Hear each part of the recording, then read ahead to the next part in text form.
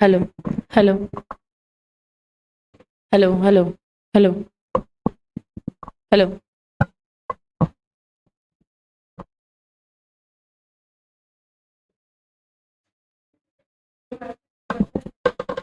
Hello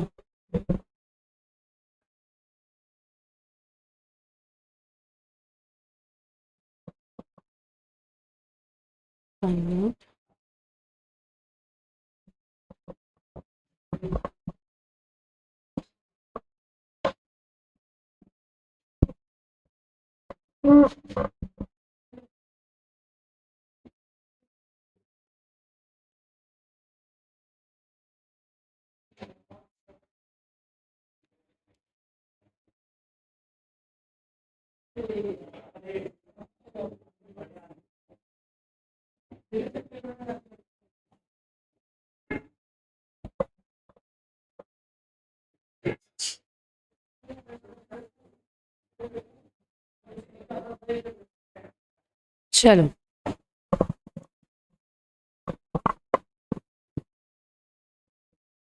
good morning everyone. Good morning. Good. तुम्हारी 5 बजे ही हो गई मॉर्निंग? 6 बजे, 6:30 आते हो? 6 बजे कहाँ आते हो? 6:30 आते हो ना तुम डीटी के क्लास के लिए? तो कैसे आधा घंटा ज्यादा सो पाते हैं? थोड़े दिन की बात है। फिर तो वैसे भी तुम्हारा जनवरी अटेम्प्ट है तो वेकेशंस लग जाएगी। सितंबर वालों की सेल्फ स्टडी स्टार्ट हो जाएगी, है ना? अब इनका तो वो टाइम आ गया है जब इनको अब सेल्फ स्टडी का प्लान बना लेना चाहिए। क्या बेस्ट है? बेस्ट है, यही करना चाहिए। हर्षद बहुत अच्छा कर रहे हो, फोन मत उठाना, है ना? क्या पता तुम फोन इसलिए करते हो कि आज अब चल गेम खेलते हैं। चलो, तो बेसिकली अपन आज स्टार्ट करेंगे मॉड्यूल 2 के चैप्टर नंबर 14 से। मॉड्यूल 1 में अपन ने चैप्टर नंबर 6 तक कंप्लीट कर लिया है ना? तो अपन मॉड्यूल 2 में अगर तुम चेक करोगे तो चैप्टर नंबर 15 तक मैंने दिया हुआ होगा। मॉड्यूल 2 चैप्टर 15 तक है, उसमें से आज हम चैप्टर नंबर 14 स्टार्ट कर रहे हैं, है ना? और आज अपना अभी तक अपन क्या क्या कर चुके हैं कंपनीज एक्ट में? तो कंपनीज एक्ट में अपना चैप्टर नंबर 1 to 6 कंप्लीट हो गया है। अब ये जो इंटरप्रिटेशन ऑफ स्टैट्यूट्स है, जो तुमको नाम दिख रहा है चैप्टर नंबर 14, है ना? ये एक्चुअली कोई एक्ट नहीं है, ये कोई लॉ नहीं है, इसमें कोई सेक्शंस नहीं है, इसमें कोई सेक्शंस, कोई प्रोविजंस, कोई केस लॉज। केस लॉज कोई नहीं, इसमें केस लॉज बहुत सारे हैं। मतलब ये मान लो ये चैप्टर है ही सिर्फ केस लॉज से भरा हुआ, इसके अलावा कुछ है नहीं। और तुमको एक बात बताती हूँ, चैप्टर नंबर 14 और चैप्टर नंबर एक और है जनरल क्लॉज एक्ट वाला, नंबर चेक करना 13 है कि 15 है? General clause act 13। तो चैप्टर नंबर 13 और 14 जो है जनरल क्लॉज एक्ट और इंटरप्रिटेशन ऑफ स्टैट्यूट, ये एग्जाम में आप ये मान के चलो कि 15 to 20 मार्क्स के चैप्टर्स आते हैं, ये दोनों चैप्टर्स। 20 भी नहीं बोलोगे तो एटलीस्ट 15 तो मान के चलो कि इन दोनों चैप्टर से आएगा आएगा। और तुमको एक बात बताती हूँ, इस सब्जेक्ट की सबसे बड़ी प्रॉब्लम क्या है? अगर तुमको मेरी क्लास का पहला दिन याद है तो मैंने कहा था कंपनीज लॉ में लैंग्वेज इतना मैटर नहीं करता है। कंपनी लॉ में आप लैंग्वेज खुद के हिसाब से भी लिख लेते हो, ओन लैंग्वेज में भी अपने हिसाब से लिख देते हो तो चल जाता है। यहाँ पे कंपनीज एक्ट में लैंग्वेज का कोई बहुत ज्यादा रोल नहीं है। जैसे मैंने बोला, बस ये पता होना चाहिए कि 30 डेज है, OR है, SR है, रीजनल डायरेक्टर को परमिशन लेनी है कि नहीं लेनी है, वो सब बातें आपको पता होनी चाहिए। बाकी कंपनीज एक्ट में कोई लैंग्वेज का रोल नहीं है। इस चैप्टर में लैंग्वेज के अलावा किसी का रोल ही नहीं है इस चैप्टर में। और चैप्टर नंबर 13 में इंपॉर्टेंट है लैंग्वेज। तुम इसमें लैंग्वेज मन से बनाने की कोशिश करोगे तो ICAI तुमको 4 नंबर का अगर क्वेश्चन है तो 1 नंबर भी नहीं देगी। तो इसमें तुमको समझ में सब आएगा, समझ में बहुत इजी है चैप्टर, समझने में डिफिकल्टी नहीं है, समझने में चैप्टर काफी इजी है।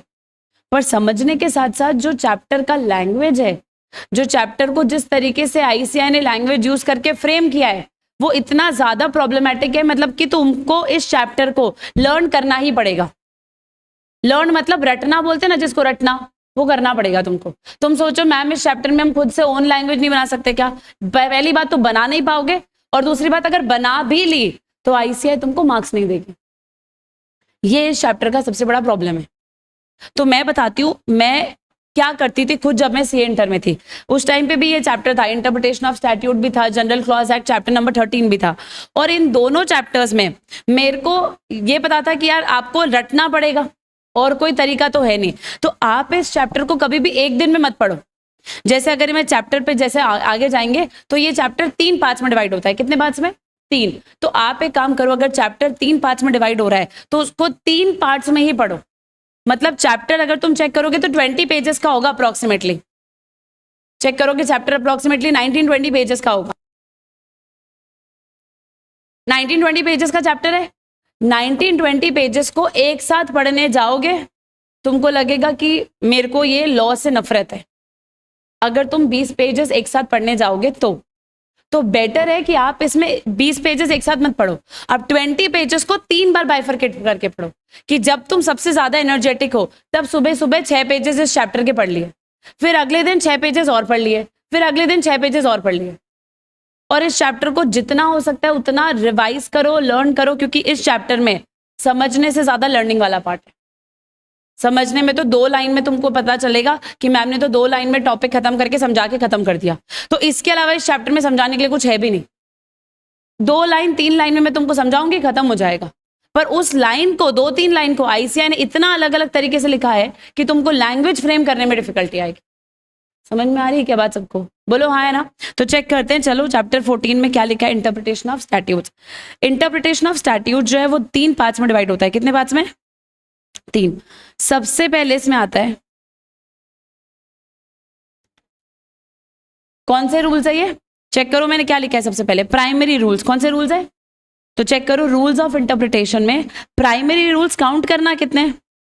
7 रूल्स है जो प्राइमरी रूल्स है, और 2 रूल्स है जो कौन से हैं, सेकेंडरी है।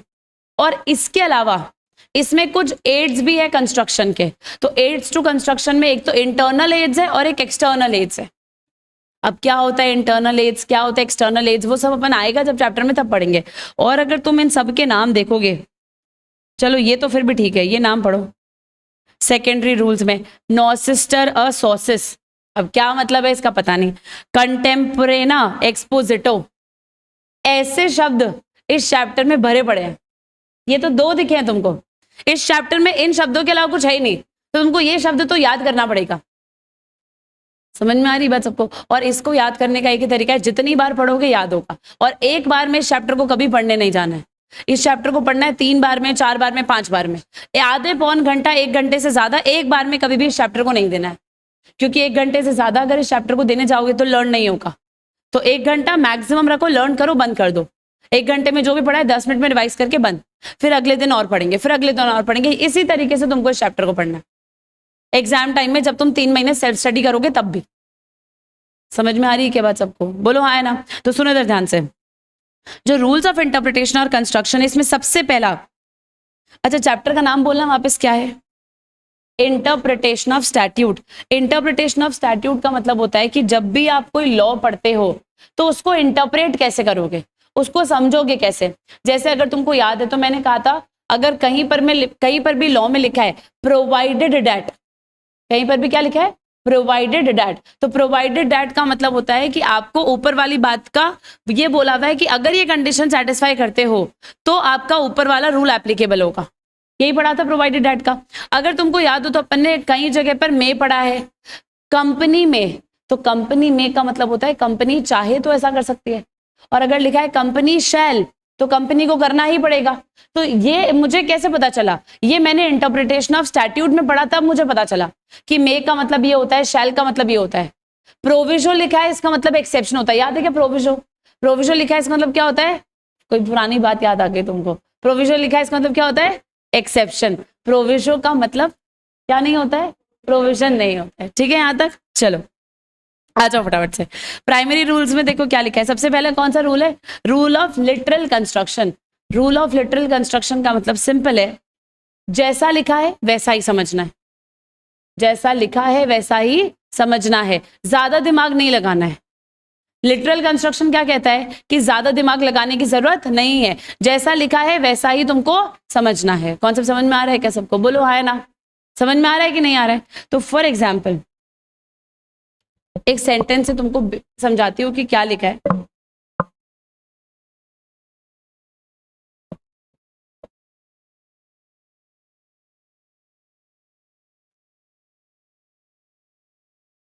a student name is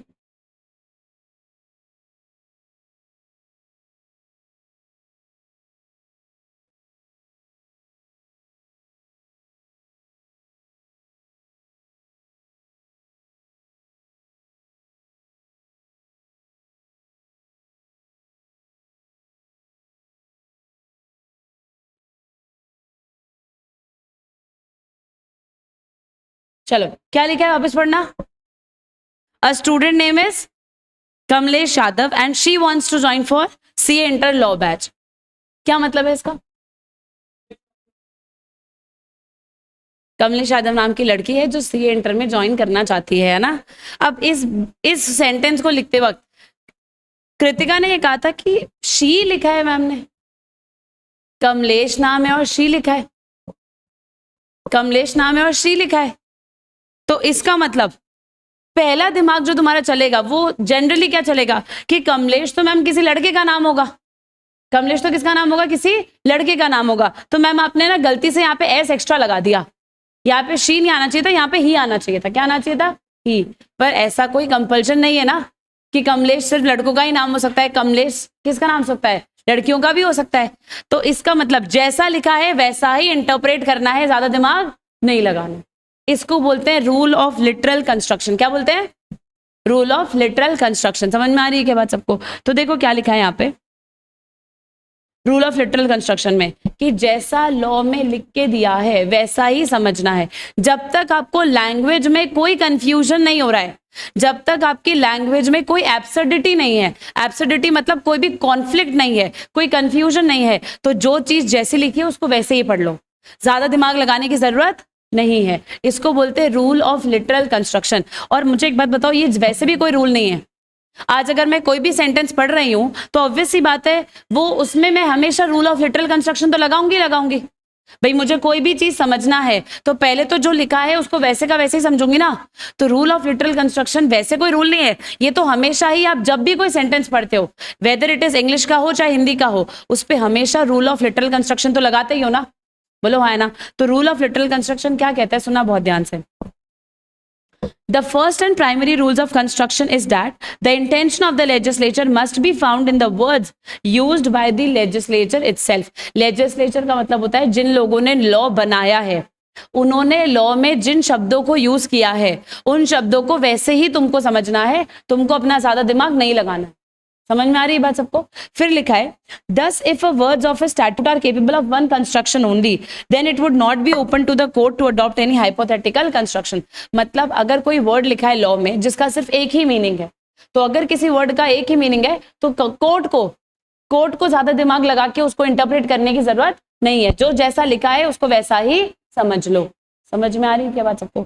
next point लिखा है on the ground that such hypothetical construction is more consistent with the alleged object on policy of the act. Basically ये कहना चाहते हैं कि आपको हम ये कह रहे हैं कि लॉ में जो चीज जैसे लिखी है उसको वैसे ही फॉलो कर लो। आपको इसमें कोई भी हाइपोथेटिकल इंटरप्रिटेशन या हाइपोथेटिकल कंस्ट्रक्शन लगाने की जरूरत नहीं है, क्योंकि लॉ मेकर ने जब लॉ बनाया होगा तो किसी ऑब्जेक्ट और किसी पॉलिसी को सोच के बनाया हो।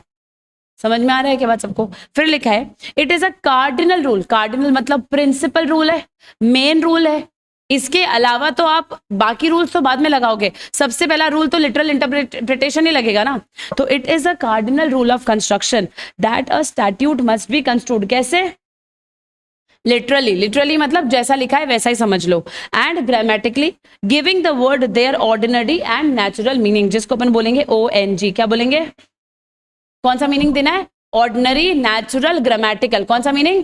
ऑर्डिनरी, नेचुरल, ग्रामेटिकल मीनिंग हमको देना है। Therefore, the language used in the statute must be construed in its grammatic sense. The correct course is to take the word themselves and arrive, if possible, at the meaning without reference to cases in the first case. मतलब कि simple सा कह रहे हैं कि सबसे पहले जब आप लॉ को पढ़ रहे हो तो आपको किसी भी केस लॉ को रेफर नहीं करना है, आपको सिंपल जैसा लिखा है वैसा ही समझना है। क्लियर हो रही है बात सबको? इफ द फ्रेजोलॉजी, क्या लिखा है वर्ड? फ्रेजोलॉजी मतलब अगर लॉ में कोई ऐसा फ्रेज, लॉ में कोई ऐसा सेंटेंस लिखा है जो बहुत क्लियर है, जिसमें कोई एम्बिग्विटी नहीं है, अनएम्बिगुअस है, बिल्कुल क्लियर है, और उसका सिर्फ एक ही मीनिंग बनता है। तो अगर इन सबका एक ही मीनिंग बनता है तो जो मीनिंग बनता है उसी को ही समझ लो ना। Then it would not be correct to extrapolate, का मतलब होता है एक्सपोज करना। एक्स्ट्रापोलेट मतलब एक्सपोज। तो आपको अगर कोई वर्ड सिंपल तरीके से दे रखा है जिसका मीनिंग साफ साफ समझ में आ रहा है तो उस मीनिंग को आपको ज्यादा डिटेल में क्यों लेना है? It would not be correct to expose these words out of their natural and ordinary sense. मतलब सिंपल आपको उसका ONG मीनिंग देना है, बाकी आपको कोई एक्स्ट्रा ऑर्डिनरी मीनिंग उसको देने की जरूरत नहीं है। मीनिंग समझ में आ रहा है सबको? फिर लिखा है, ये जो भी लिखा है इसको कट कर दो, ये वापस वही सेंटेंस आ गया जो पहले पढ़ा था। ये पूरा व्हेन से लेकर लास्ट तक, एम्बिग्विटी और डाउट तक कट कर दो, और फिर नॉर्मली से लेकर कंस्ट्रक्शन तक भी कट कर दो। नेक्स्ट लिखा है दिस प्रिंसिपल। अब आ जाओ लेटिन पे। लेटिन लैंग्वेज में क्या लिखा है? इस रूल को क्या बोलते हैं? इस रूल को लेटिन लैंग्वेज में बोलते हैं, पढ़ोगे मेरे साथ, एब्सोल्यूटा, सेंटेनिटिया, एक्सपोजिटरो, नॉन इंडिजेट। ये याद करना है। तुम्हारी बात बिल्कुल सही है तुम्हारी बात बिल्कुल सही है, पर इसका कोई तरीका नहीं है। ICI ने बोला है कोर्स में है, और ICI ने बोला है जैसा हमने लिख के दिया है वैसा ही करना है, तो फिर आप कुछ नहीं कर सकते। और तुमको एक बात बताऊं, सबसे बड़ी गलती जो बच्चा करता है उसको ये लगता है कि यार ये दोनों चैप्टर तो मेरे से नहीं होंगे, चैप्टर 13 और 14, तो वो छोड़ के जाएगा। अब बहुत ध्यान से सुनना, 100 नंबर के पेपर में से, 100 नंबर का लॉ का पेपर है, उसमें से तुम 15 से 20 नंबर का तो छोड़ के गए हो, ये तो तुम छोड़ के गए हो। और जो तुमने 80 नंबर का किया, क्या किसमें, कब? 15 से 20 बोल रही हूँ मैं, स्टार्टिंग से। हाँ, इसका और 13 चैप्टर दोनों का मिला के, 13th और 14 दोनों चैप्टर ऐसे ही है, ये दोनों चैप्टर ऐसे हैं। 13th और 14 दोनों चैप्टर्स में 15 से 20 नंबर का आता है। और दोनों चैप्टर्स में प्रॉब्लम क्या है कि आपको जैसा लिख के दिया है वैसा ही लिख के आना पड़ेगा। अब अगर तुम 100 में से 20 नंबर का छोड़ के जाने की सोचते हो तो 80 का अटेम्प्ट करके आए हो, 80 का भी पहली बात पूरा आना चाहिए, है ना। फॉर एग्जाम्पल मैं तो मान लेती हूँ कि तुमको 80 के मार्क्स का पूरा आता है ना, 80 मार्क्स का पूरा आता है, तो व्हाट डू यू एक्सपेक्ट कि तुम्हारे 80 में से कितने मार्क्स आ जाएंगे? 60, 50? यहाँ पे बच्चे 100 का अटेम्प्ट करते तो 50 ला पाते हैं, 100 का अटेम्प्ट करते तो 40 ला पाते हैं, तो तुम 20 का तो छोड़ के जा रहे हो, तो 80 में से 40 लाना तो रिस्की है। समझ में आ रही ना बात क्या कह रही हूं मैं? आ रही है कि नहीं आ रही? और इसमें चलो मेरे साथ वर्ड पढ़ते हैं क्या। अब ये जैसा है वैसा ये अपन ने कोर्स में है तो मुझे पढ़ाना पड़ेगा, बाकी इस चैप्टर का कोई इलाज नहीं है। समझ में आ रहा है? क्या लिखा है पढ़ते हैं, एब्सोल्यूटा, सेंटेंटिया, एक्सपोजिटरो, नॉन इंडिजेट। ये मैं याद नहीं करा पाऊंगी, ये तुमको खुद को करना है, ठीक है। विच लिटरली मीन्स, जिसका सिंपल मीनिंग क्या है, एन एब्सोल्यूट सेंटेंस और प्रीपोजिशन नीड्स नॉट एन एक्सपोजिटर। मतलब जो सेंटेंस साफ साफ शब्दों में लिखा है उसको एक्सपोज करने की, उसको ज्यादा डिटेल मीनिंग देने की, उसको एक्स्ट्रा ऑर्डिनरी मीनिंग देने की जरूरत नहीं है। इन अदर वर्ड्स, अगर ऐसे नहीं समझ में आए तो ICI कह रही है सुनो, साफ शब्दों में समझाते हैं, प्लेन वर्ड्स को कोई एक्सप्लेनेशन देने की जरूरत नहीं है, जो सिंपल वर्ड्स है उसको कोई एक्सप्लेनेशन देने की जरूरत नहीं है। फिर लिखा है समटाइम्स ओकेजन्स में अराइज। अब देखो क्या लिखा है, समटाइम्स दिवाली होली आती है, ओकेजन्स आते हैं, when a choice has to be made between two interpretations. मतलब कितनी बार ऐसा होता है कि आपके पास में एक सेंटेंस के दो इंटरप्रिटेशन बनते हैं। कितने इंटरप्रिटेशन? दो। तो ऐसे केस में एक का मीनिंग नैरो होता है और एक का मीनिंग वाइडर होता है, तो आप ऐसे केस में कौन सा चूज करोगे? If the narrower interpretation would fail to achieve the purpose of legislation, one should adopt the wider one. अब तुमको एक बात बताती हूँ, ये रूल ऑफ लिटरल कंस्ट्रक्शन की बात ही नहीं है।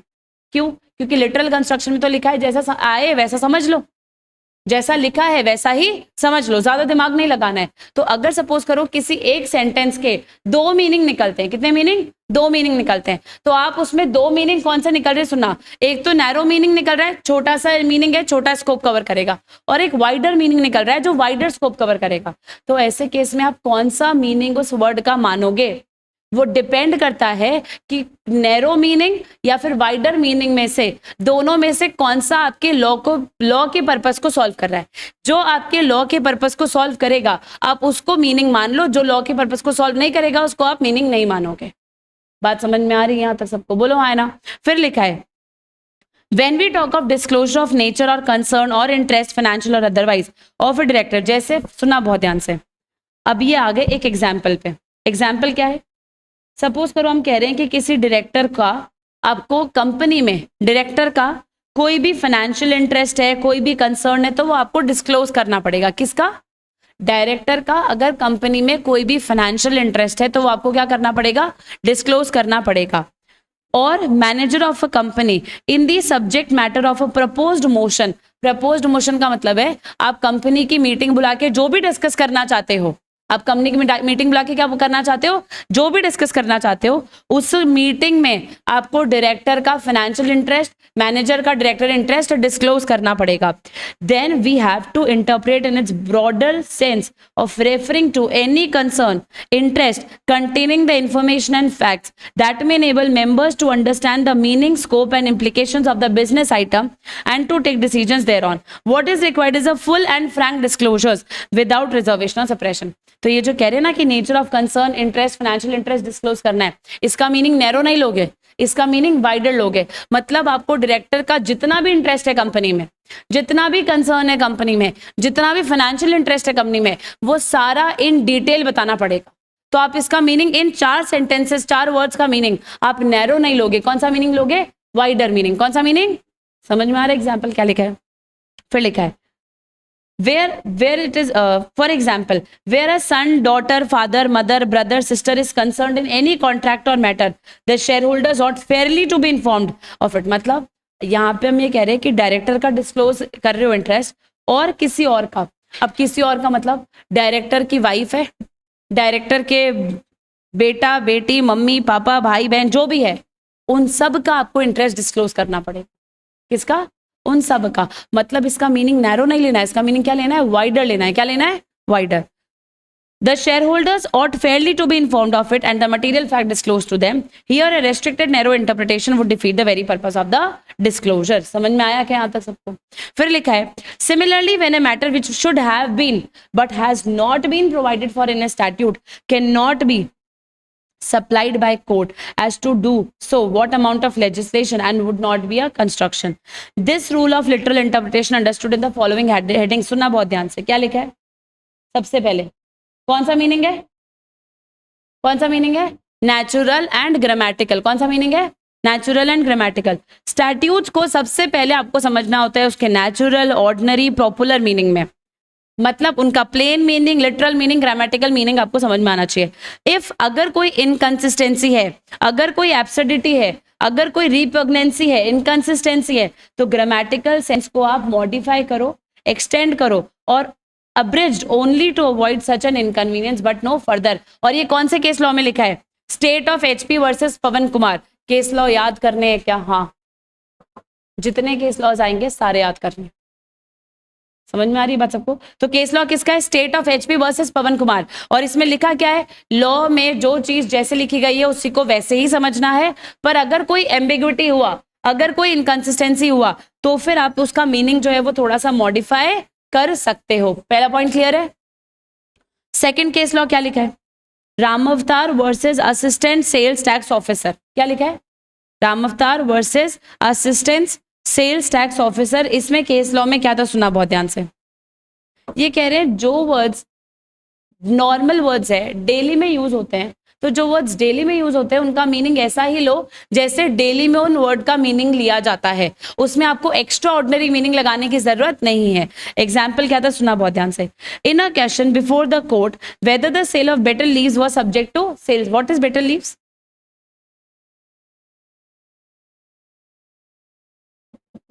क्या होता है बेटर लीव्स?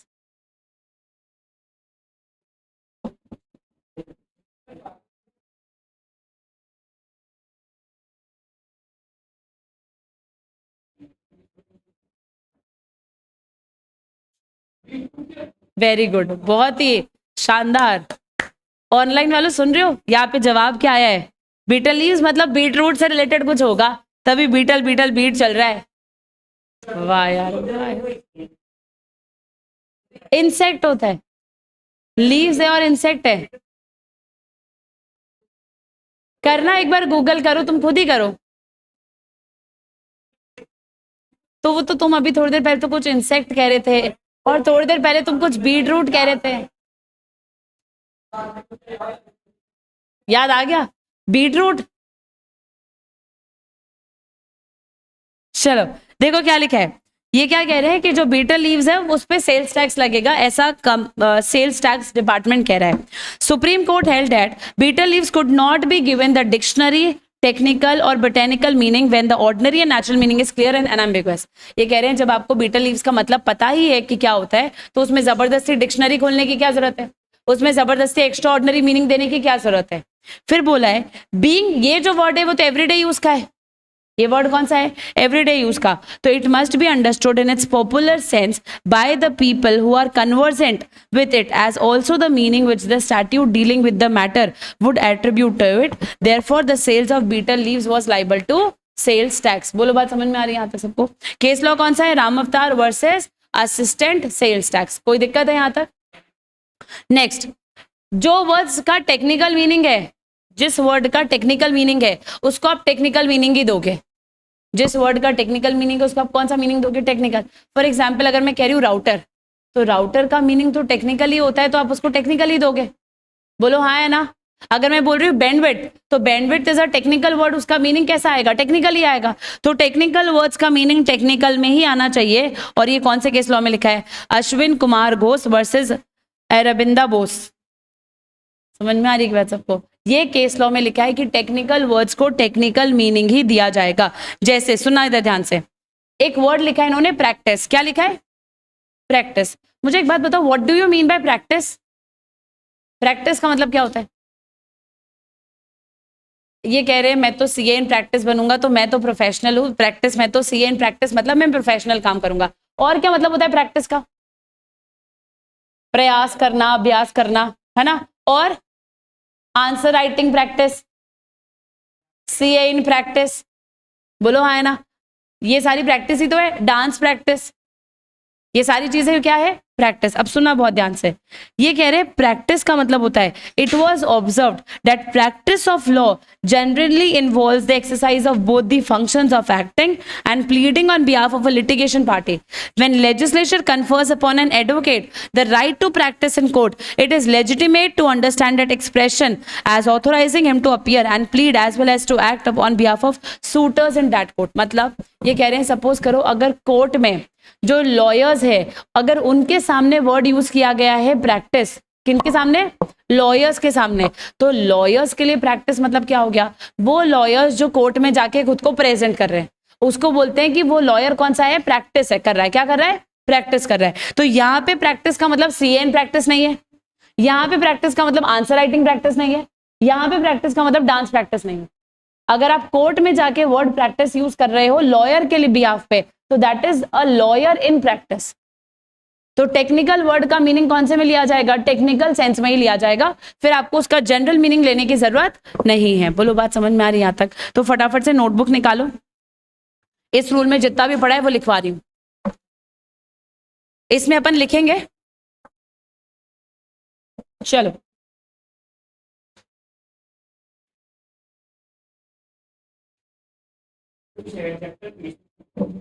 छोड़ दो, 7 चैप्टर बाद में पढ़ाऊंगी। एक्चुअली उसमें 1-2 सेक्शंस थे ना, तो उसमें क्या वो किसी और सेक्शंस के साथ रेफरेंस में आएगा, तो इसलिए मैंने चैप्टर 7 बीच में एक क्लास जो अपन ने ली थी उसको छोड़ दिया और चैप्टर 14 पे आ गए। चैप्टर 7 से पहले दूसरा चैप्टर पढ़ाऊंगी, फिर चैप्टर 7 समझ में आएगा। छोड़ना ही नहीं है, तुम तो डायरेक्टली चैप्टर 14 पे आ जाओ। चलो सबसे पहले लिखो topic 1 primary rules, topic 1 primary rules, topic 1 primary rules, topic 1 primary rules.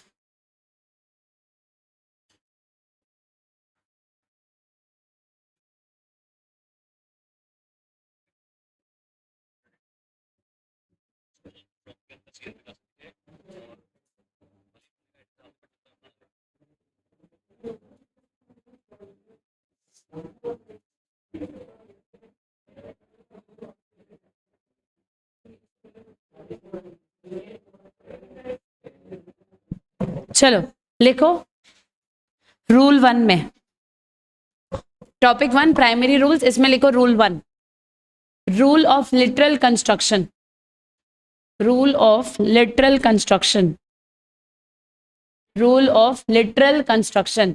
Spelling check करते जाना, मेरे को भी नहीं आती इस चैप्टर में spelling. Rule of literal construction, rule of literal construction. Point number 1, point number 1, it is the primary rule of construction. हालांकि मैं स्पेलिंग याद करके आई हूं।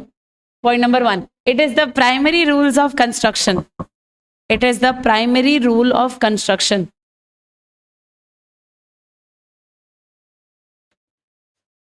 It is the primary rule of construction or cardinal rule of construction, or cardinal rule of construction, primary rule or cardinal rule of construction, in which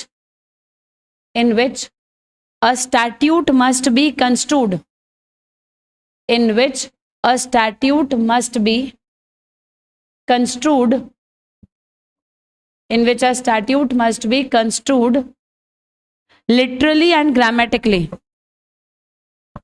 A statute must be construed literally and grammatically. Grammatically. Giving the words there, giving the words there ordinary and natural meaning. Giving the words there ordinary and natural meaning.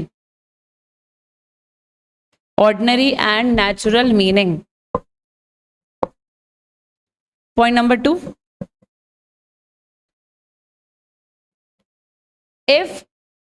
Point number 2. If the words of a statute, अब तुमको एक बात बता देती हूँ, इस chapter में जितना लिखवा रही हूँ कॉपी में उतना ही याद करना है, जितना कॉपी में लिखवा रही हूं उतना ही याद करना है और उतना पूरा याद करना है।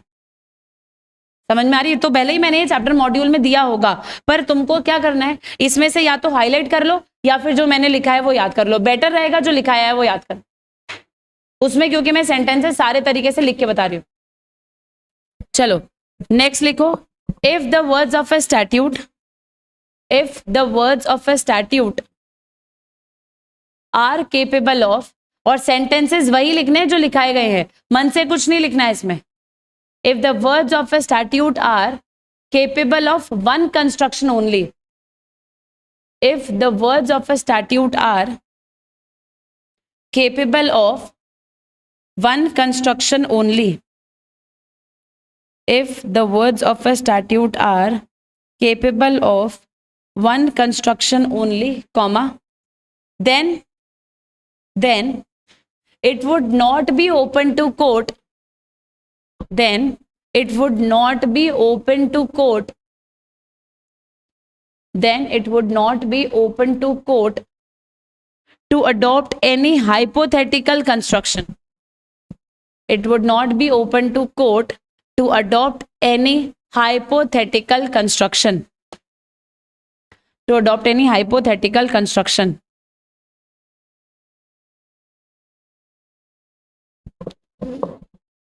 Done. Point number 3. If the phraseology, spelling check कर लेना, spelling तुम्हारी वैसे ही बहुत अच्छी है। If the phraseology of a statute, if the phraseology of a statute is clear and unambiguous, is clear and unambiguous, clear and unambiguous, and capable of one interpretation only, capable of one interpretation only, comma, then it would not be correct, then it would not be correct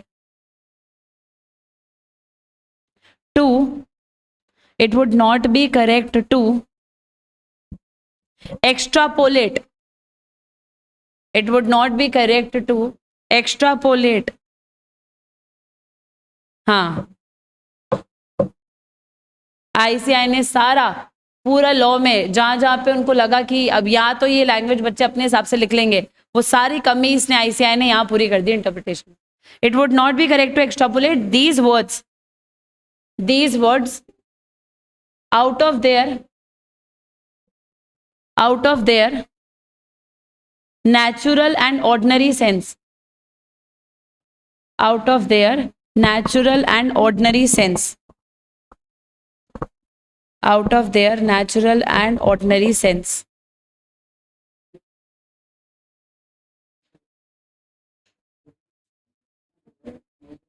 Done?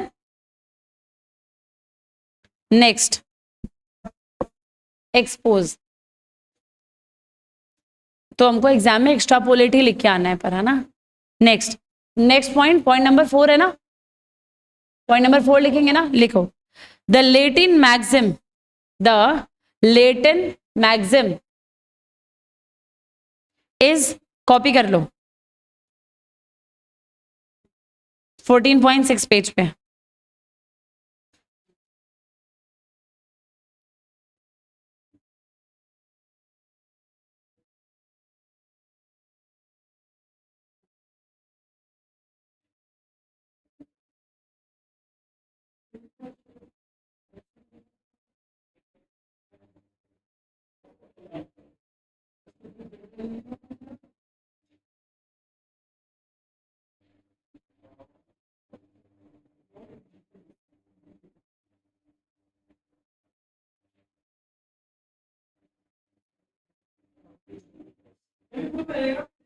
नहीं, एब्सोल्यूटा, सेंटिनिटिया, एक्सपोजिटर, non इंडिजेट, ये लिख लिया. इसके बाद में लिखो विच literally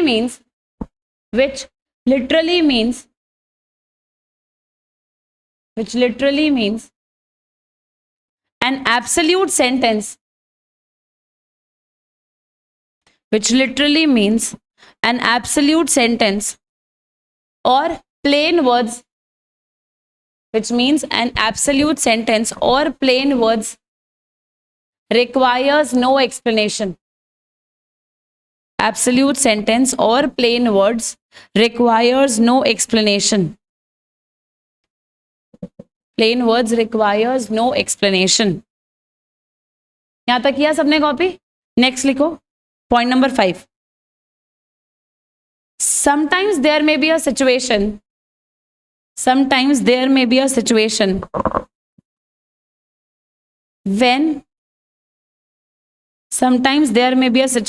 when a choice has to be made. A choice has to be made between two interpretations. A choice has to be made between two interpretations. A choice has to be made between two interpretations. Dash. One is narrower and the other one is wider. One is narrower and the other one is wider. Other one is wider. Then we will adopt wider one. Then we will adopt wider one. Then we will adopt wider one if narrower interpretation.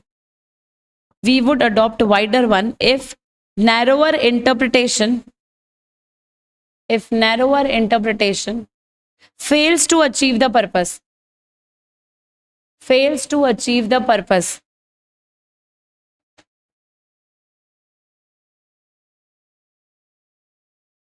Next point.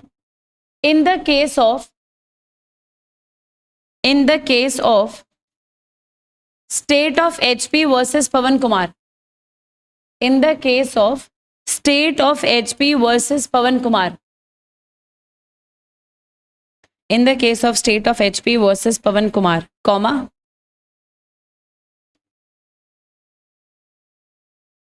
the meaning of the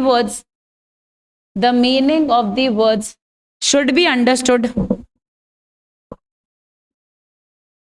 The meaning of the words should be understood in ordinary manner. In ordinary manner. Meaning of the words should be understood in ordinary manner. And if there is an inconsistency, absurdity,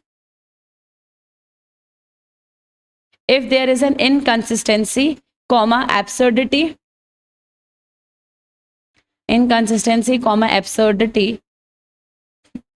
then the grammatical sense, inconsistency or absurdity, then the grammatical sense must be modified. Then the grammatical sense must be modified. Grammatical sense must be modified to avoid any inconvenience. To avoid any inconvenience.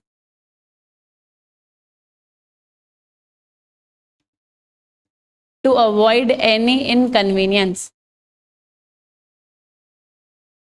Next case law. In the case of, next point, in the case of Ramavatar versus assistant sales tax. In the case of Ramavatar versus assistant sales tax officer. In the case of Ramavatar versus assistant sales tax officer.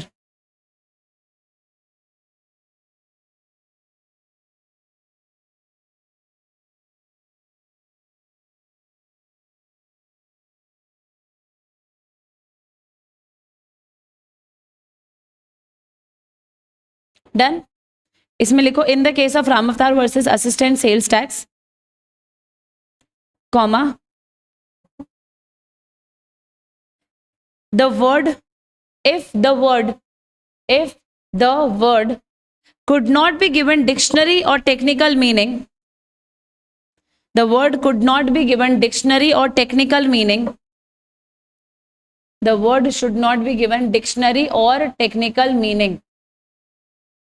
The word, why could not, yaar, the word could not be given dictionary or technical meaning when the ordinary meaning is clear and unambiguous. When the ordinary meaning is clear and unambiguous.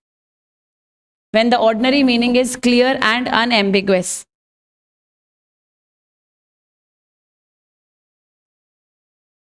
जैसे इसमें ना दो examples, एक तो इन्होंने जैसे betel leaves का दिया हुआ है, पर इसको बेटर समझने में, आज अगर हम कोई भी, फॉर एग्जाम्पल हम घर में कोई भी टूथपेस्ट करते हैं, तो मुझे एक बात बताओ, घर में जो भी टूथपेस्ट करते हो उसको तुम ऐसे बोलते हो कि मम्मी टूथपेस्ट देना, या बोलते हो कोलगेट देना? कोलगेट, चाहे रखा पेप्सोडेंट होगा पर बोलोगे क्या? कोलगेट देना। चाहे हो सकता है घर में वो पतंजलि का आता होगा दंत कांति, पर बोलोगे क्या? कोलगेट देना। कोई भी ऐसा बोलता है क्या कि मम्मी टूथपेस्ट चाहिए या टूथपेस्ट खत्म हो गया है? मम्मी को भी अगर बाजार सामान लाना है तो मम्मी भी क्या बोलती है? कोलगेट लेके आना है। अब कोलगेट में हमारे घर में हो सकता है कोलगेट आता ही नहीं होगा, पेप्सोडेंट आता होगा, क्लोजअप आता होगा, पर फिर भी कोलगेट का मतलब ही क्या होता है कि आपको क्या चाहिए? टूथपेस्ट चाहिए। क्या चाहिए? तो इसका मतलब कोलगेट वर्ड इतना कॉमन हो गया है टूथपेस्ट से रिलेशन में कि कोई भी पर्सन कोलगेट यूज कर रहा है रादर देन टूथपेस्ट। मुझे एक बात बताओ, जब अपन बाहर जा रहे हैं घूमने, तो हम पानी की बोतल लेते हैं। अब पानी की बोतल लेते हो तो क्या बोलते हो? पानी की बोतल देना या बिस्लरी देना? बिस्लरी देना। एक्सेप्शंस आर ऑलवेज देयर, पर हमेशा क्या बोलते हैं? बिस्लरी चाहिए। अब वो बिस्लरी में तुमको एक्वा दे दे या तुमको कोई और दूसरी ब्रांड दे दे, पर कोई सा भी दे दे, इसका मतलब बिस्लरी एक ऐसा नाम हो गया है जो पानी की बोतल को रिप्लेस कर रहा है। हाँ या ना? तो इसका मतलब ये कॉमन वर्ड्स जो है, इन कॉमन वर्ड्स को अगर आपको कोई बिस्लरी बोल भी रहा है, उसका मीनिंग सिर्फ ये नहीं कि आपको बिस्लरी ही देना है। अगर आप उसको बिलसेरी भी दे दोगे तो भी वो चला लेगा। समझ में आ रही ना बात सबको? दैट मीन्स कि हम किसकी बात कर रहे हैं कि जो वर्ड्स कॉमन लेमैन लैंग्वेज में जिस तरीके से यूज किया जाता है आपको उसी तरीके से उसको इंटरप्रेट करना है। बोलो क्लियर है यहां तक? नेक्स्ट चेक करो क्या लिखा है। Next point, in the case of, next point लिखो, लास्ट पॉइंट इसका, in the case of,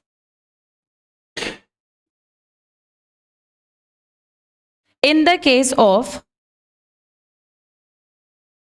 Ashwini Kumar, spelling check कर लेना, in the case of Ashwini Kumar Ghosh versus Aravinda Bose, Ghosh और बोस, जो भी तुम बोलो, अरविंदा बोलो, अरविंदा बोलो, अरविंद बोलो,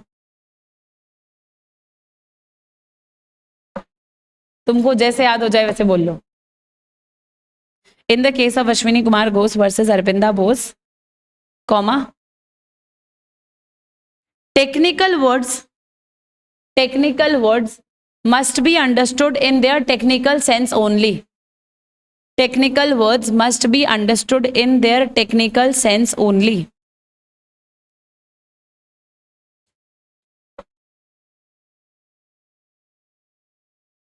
चल, अब फटाफट से 2 मिनट दे रही हूं तुमको, ये रूल 1 रीड कर लो, जो नोटबुक में लिखा है इसको फटाफट से रीड कर लो।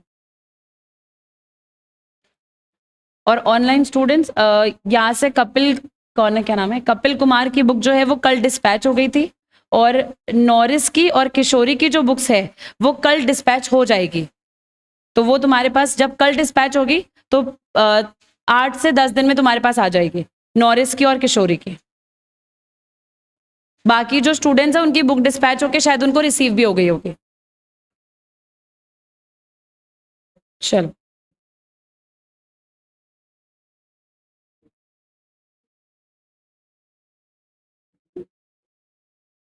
फटाफट से रीड कर लो बुक, नोटबुक में से जो भी लिखा है, रूल 1।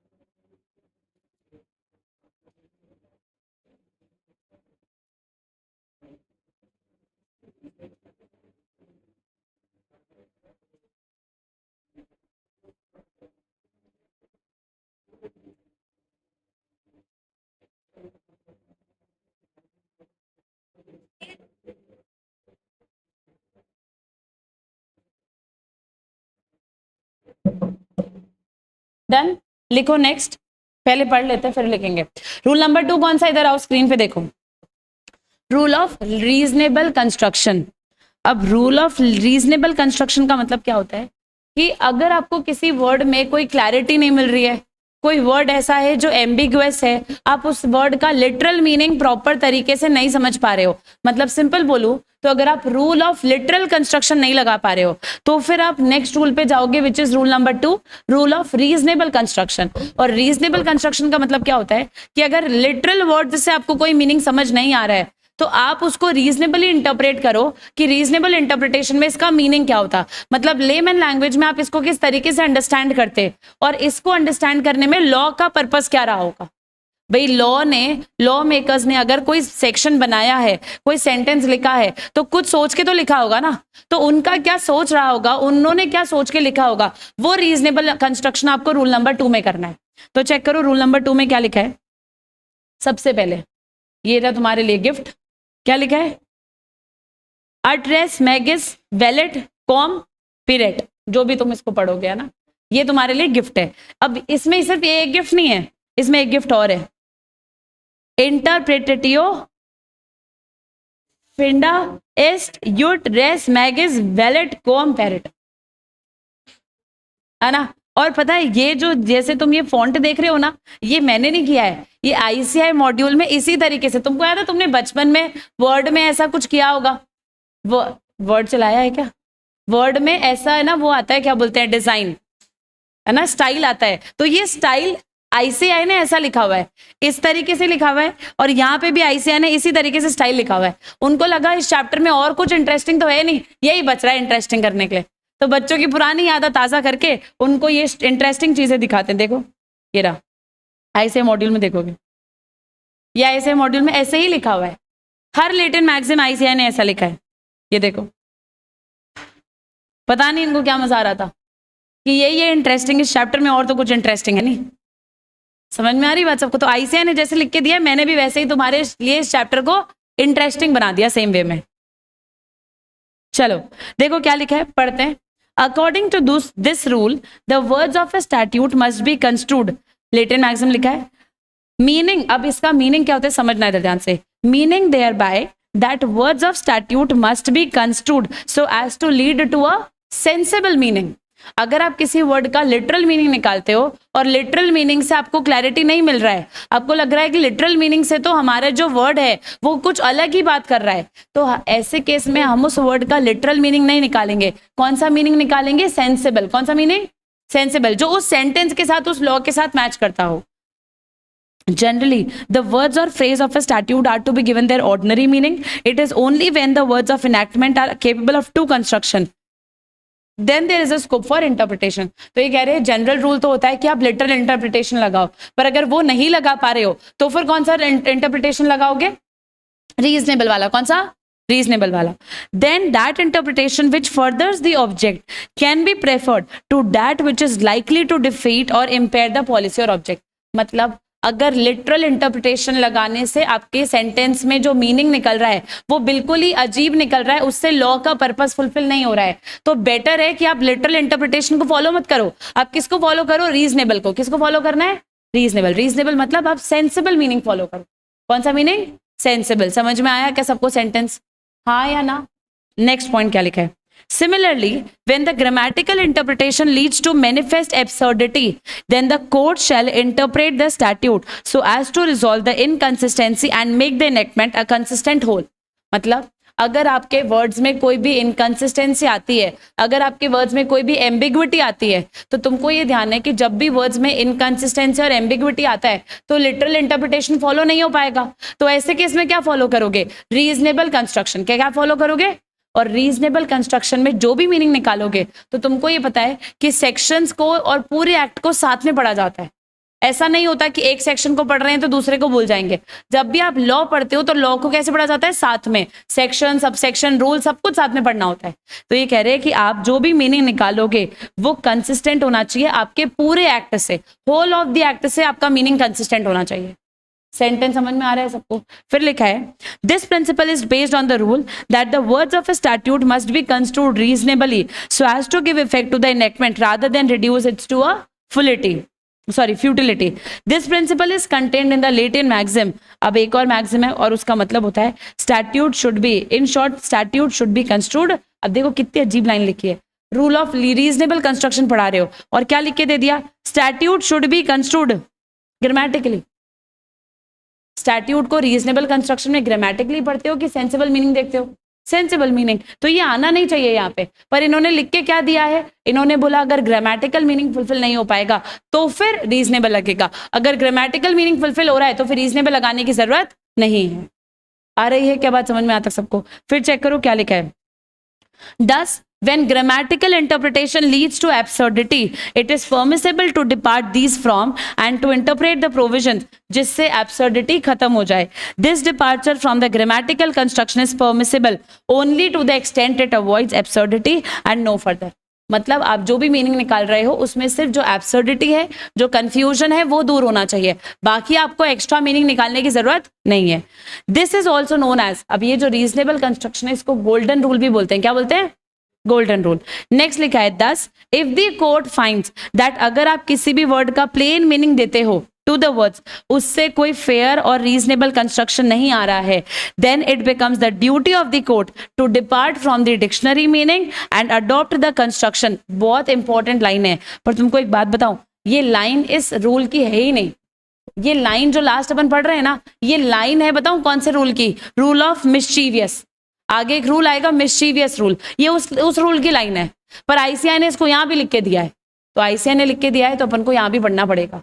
और इस लाइन में लिखा क्या है, आप जब भी किसी सेंटेंस का मीनिंग निकाल रहे हो तो इस तरीके से मीनिंग निकालो कि उसमें जो भी मिस्चीफ एक्टिविटी है, जो भी मिस्चीफ वर्ड है, उसका मीनिंग तो कम से कम कर दो भाई. जो भी कंफ्यूजिंग वाला शब्द है, जो भी कंफ्यूजिंग वर्ड्स है, जो भी मिस्चीवियस वर्ड्स है, उनका मीनिंग तो सप्रेस कर दो और उस वर्ड का मीनिंग इस तरीके से निकालो कि आपके लॉ का पर्पस फुलफिल हो जाए. तो लैंग्वेज क्या है, सुनना बहुत ध्यान से. Adopt the construction which will advance the remedy. Best to best interpretation क्या निकाल सकते हो वो निकालना है, उसको बोलते हैं एडवांस द रेमेडी. समझ में आ रहा है क्या सबको? And suppress mischief provided the court does not have to resort to conjecture or surmise. A reasonable construction will be adopted in accordance with the policy and objective of the statute. समझ में आया क्या reasonable construction क्या है? बोलो हाँ है ना? तो लिखो नोटबुक में rule number 2, rule of reasonable construction. Rule of reasonable construction.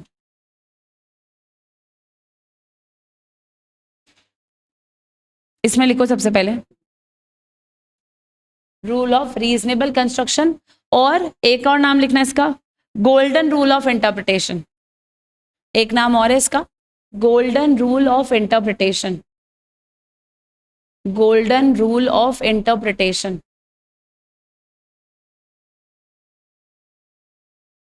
चलो पहला पॉइंट सेम आएगा जो अपन ने सबसे फर्स्ट में लिखा था.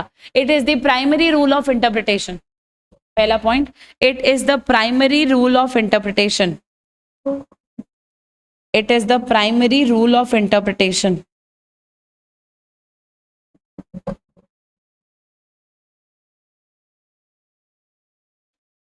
which states that words of a statute, which states that words of a statute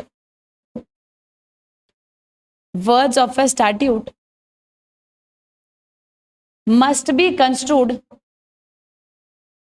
words of a statute must be construed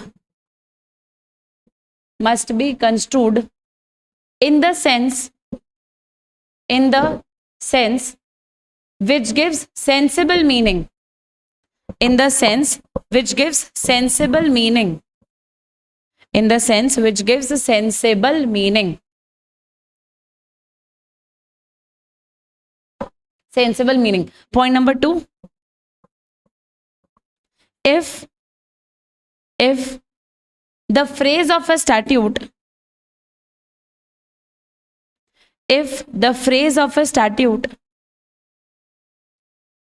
are capable of two constructions. If the phrase of a statute are capable of two constructions, comma,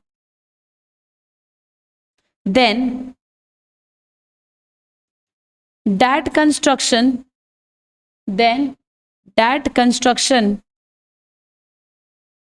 which then that construction which defeats the policy,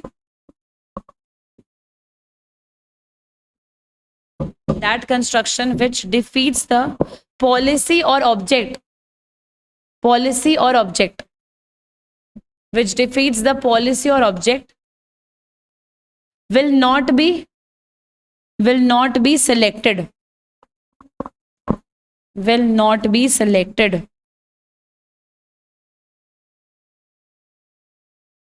Point number 3, this is given in the latent maxim थोड़ी लिखा अभी अपन ने, नहीं ना. Point number 3, this is given in the latent maxim, और ये copy कर लेना, UT RES at res magis velet com period, period जो भी बोलते हैं.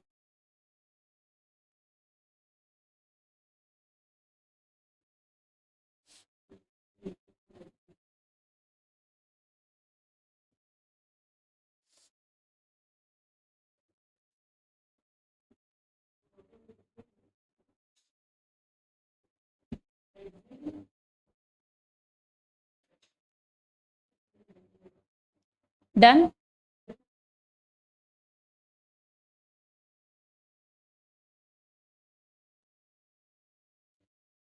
Point number 4, the court shall interpret the statute, the court shall interpret the statute,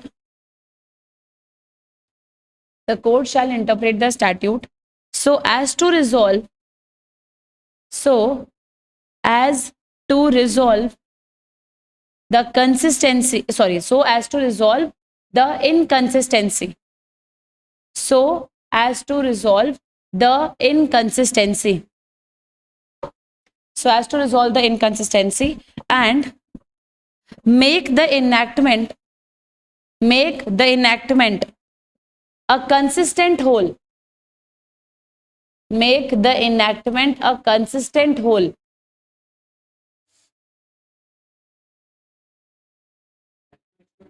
WHOLE, WHOLE, whole. Next, this principle, next point है ना, this principle is given, this principle is given in latent maxim, this principle is given in latent maxim. लिखो फिर इंटरप्रिटेटियो, ये जो लिखा है ना screen पे चेक कर लो, ये पूरा कॉपी करना है. This principle is given in इंटरप्रिटेटियो फेंडा अस्ट युट रेस मैगस वेलेट कॉम पेरेट. इसमें मेरे हिसाब से तुमको वर्ड से ज्यादा स्पेलिंग याद करनी पड़ेगी.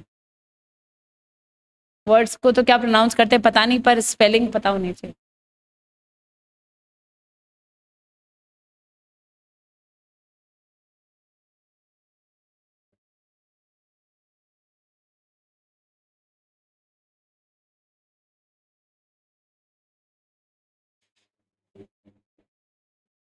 Done.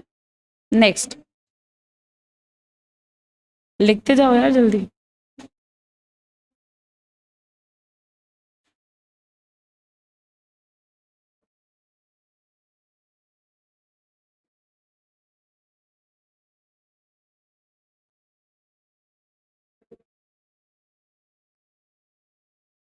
Done.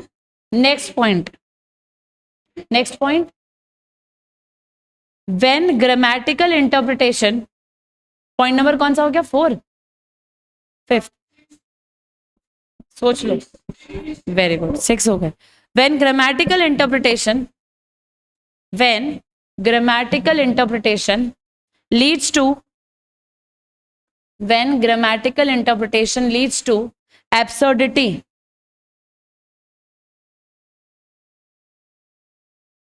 then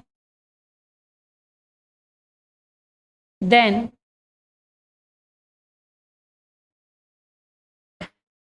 grammatical interpretation leads to absurdity, then this rule is used, then this rule is used to avoid absurdity.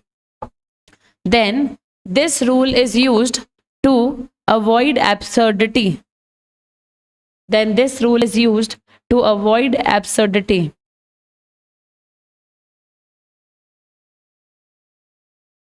Next point. If court finds, next point, point number 7. If court finds,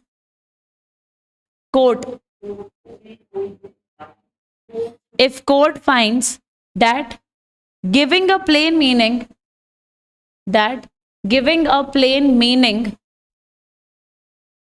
will not be fair or reasonable. Giving a plain meaning will not be fair or reasonable construction.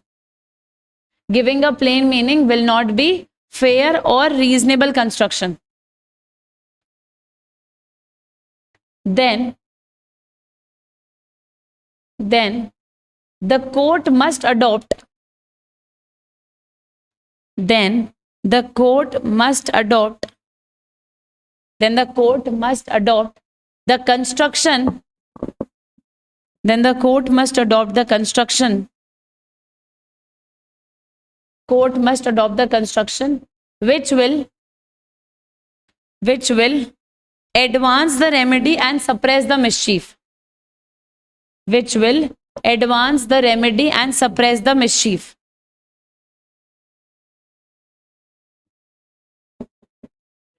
Mischief.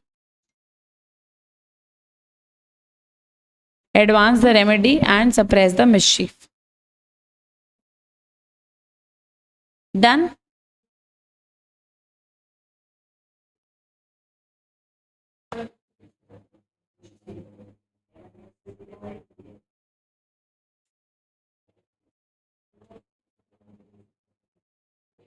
चलो, rule number 4 आज अपन rule number 7 तक खत्म कर लेंगे accept rule 3.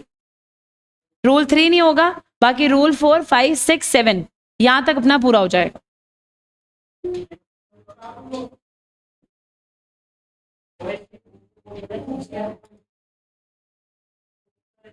Rule number 4 देखो क्या लिखा है. द रूल इन हेडन्स केस, और कौन सा रूल है? Mischief rule. वापस पढ़ो, क्या नाम है इसका? हेडन्स केस और मिस्चीफ रूल. अब क्या मतलब है रूल इन हेडन्स केस और मिस्चीफ रूल? ये रूल सिंपली ये कहता है कि अगर आपका लिटरल मीनिंग किसी काम का नहीं है, अगर आपको रीजनेबल कंस्ट्रक्शन से भी नहीं समझ में आ रहा है कि क्या हो रहा है, तो आपको क्या करना है? जो ब्रिटिशर्स के लॉ बने हैं, किसके लॉ बने?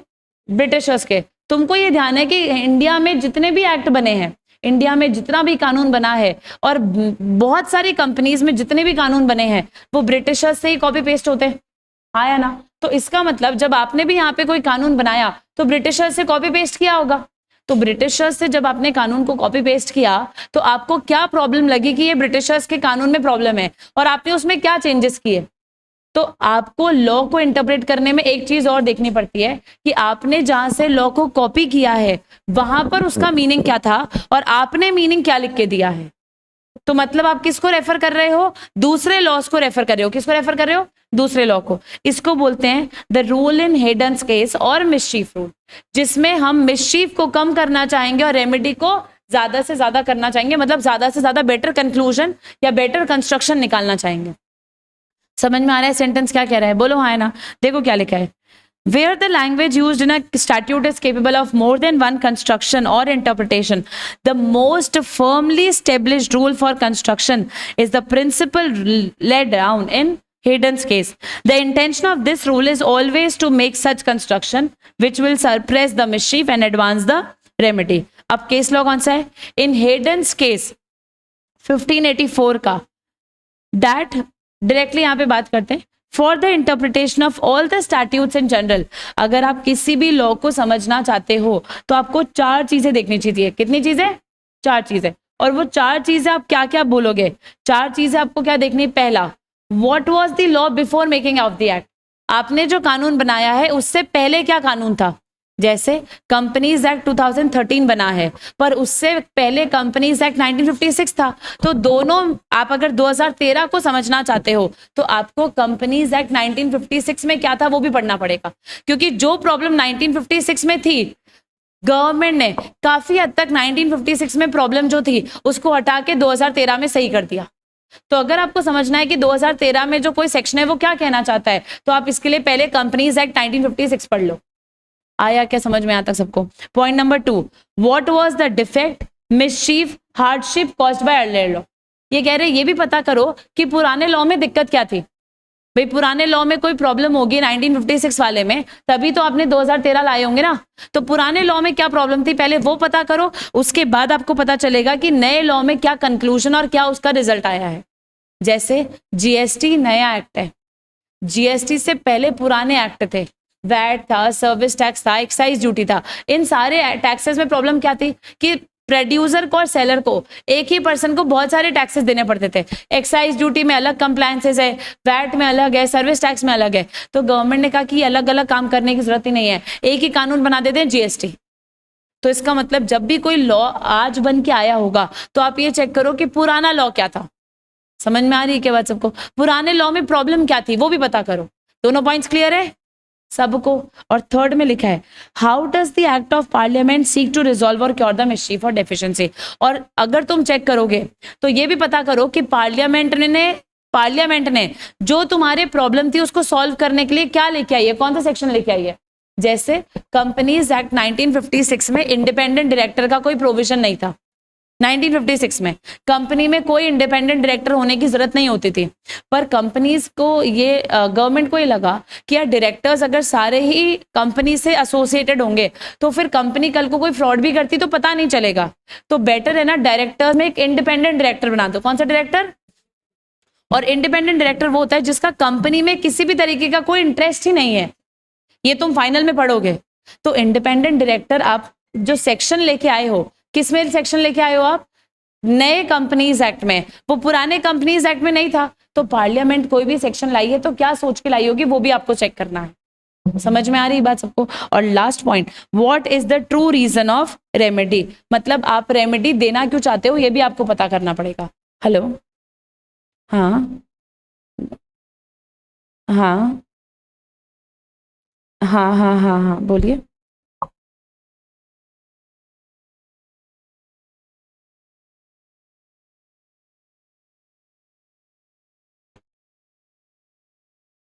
नहीं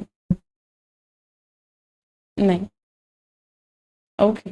फिर लास्ट में चेक करो क्या लिखा है, आया क्या पॉइंट चारों समझ में? फिर लिखा है, and then the court shall make such construction which will suppress the mischief and advance the remedy. And suppress, अब देखो कितनी अजीब सी, suppress the subtle inventions and evasions for the continuance of mischief. मतलब आपको ऐसा इंटरप्रिटेशन करना है जिससे मिसचीफ का कंटिन्यूएंस जो है वो इवेड हो जाए, खत्म हो जाए। देखो क्या लिखा है, evasion for continuance of mischief. Mischief का कंटिन्यूएंस इवेड हो जाना चाहिए, खत्म हो जाना चाहिए।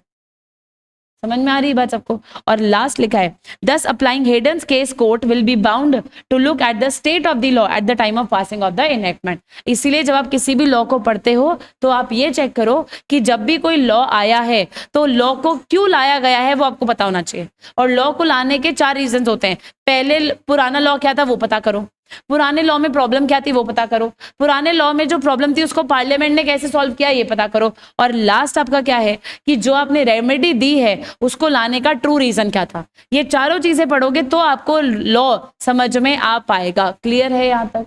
नेक्स्ट, कौन सा केस लॉ है? कनाई लाल परम निधि। इस केस लॉ में क्या लिखा है? सिंपल सा, it have been so frequently cited with the approval of court or administering provisions of welfare enactment that they have now attained the status of a classic on the subject and their validity cannot be challenged, but the mischief rule can be applied only if there is an ambiguity in the present law। तो ये कह रहे हैं कि mischief rule आप कब लगा सकते हो? mischief rule तो तभी लग सकता है जब आपके करंट लॉ में कोई ambiguity है। अगर करंट लॉ में कोई एम्बिग्विटी नहीं है, सब कुछ समझ में आ रहा है, तो फिर मिसचीफ रूल और हिडन रूल लगाने की जरूरत नहीं होती। और एक ये लास्ट केस लॉ है, इसको रीड करो तुमको समझ में आ जाएगा। केस लॉ का नाम है RMD चामरबाग वाला versus union of India. Example, ये पता नहीं कहां से, बहुत पुराने केस लॉ से, 1957 वहां से है ये केस लॉ। और ये इंटरप्रिटेशन ऑफ स्टैट्यूट पूरा कॉपी किया गया है, इंटरप्रिटेशन ऑफ स्टैट्यूट पूरा कॉपी किया गया है बाहर से। ये इंडिया में आप ऐसी लैंग्वेज नहीं एक्सपेक्ट। एग्जाम्पल काम में तो लेते, लैंग्वेज ऐसी नहीं है उसकी। एग्जाम्पल पढ़ो फटाफट से, फिर ये रूल खत्म हो रहा है हमारा। फिर अपन रूल 5, 6 तो बहुत बड़ा है ही, और 7 तो बहुत छोटा सा है। चलो जल्दी से एग्जाम्पल पढ़ो और चेक करो कोई डाउट आ रहा है क्या।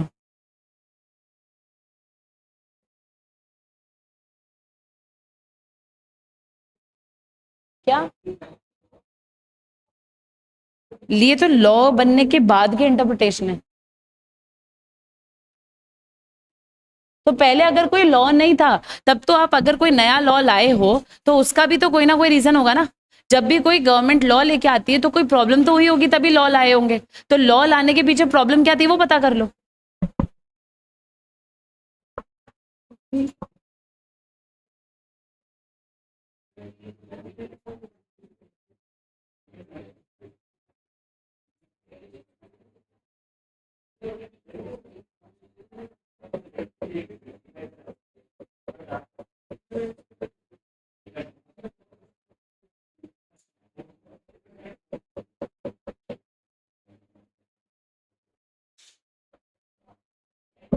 एग्जाम्पल पढ़ो, चेक करो समझ में आ रहा है क्या।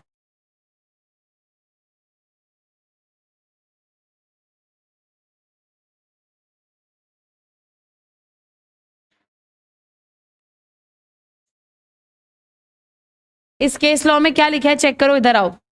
एक एक्ट है प्राइस कंपटीशन एक्ट, जिसमें प्राइस कंपटीशन का मतलब क्या है वो अपन को समझना है। एक्ट का नाम क्या है, प्राइस कंपटीशन एक्ट 1955।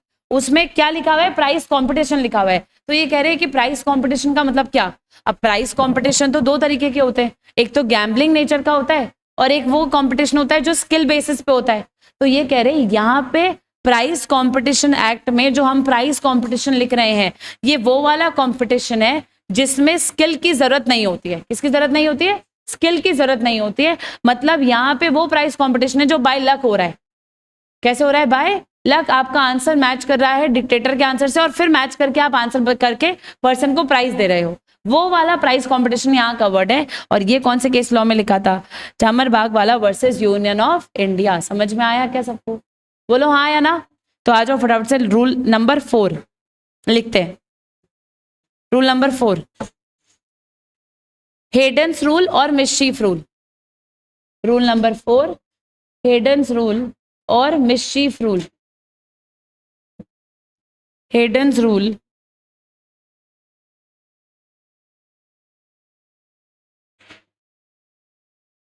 और mischief rule. Heydon's rule or mischief rule.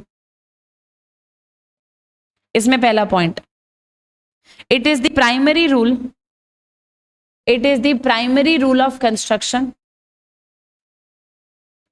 it is the primary rule of construction which states, it is the primary rule of construction which states that when the language is capable of, which states that when the language is capable of more than one interpretation, when the language is capable of more than one interpretation,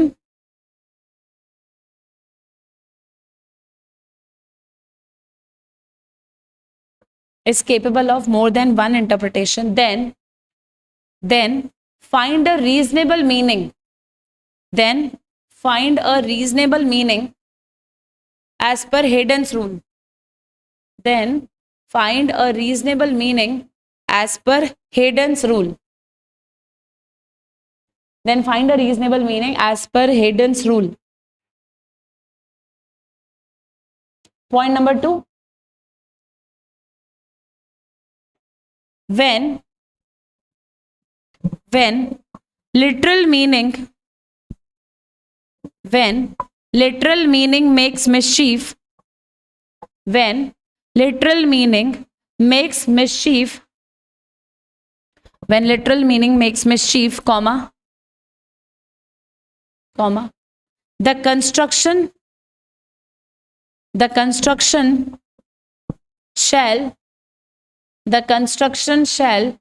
suppress the mischief and advance the remedy.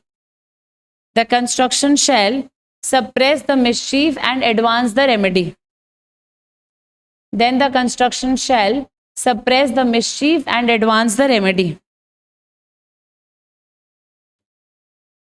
Point number 3.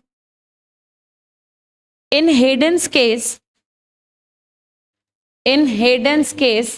comma, for true and sure interpretation. In Haydn's case, comma, for true and sure interpretation. For true and sure interpretation, comma, 4 things are to be considered. 4 things are to be considered. 4 things are to be considered. Point number 1. What was the law? Same चारों point copy करने. ये तो as it is copy करने.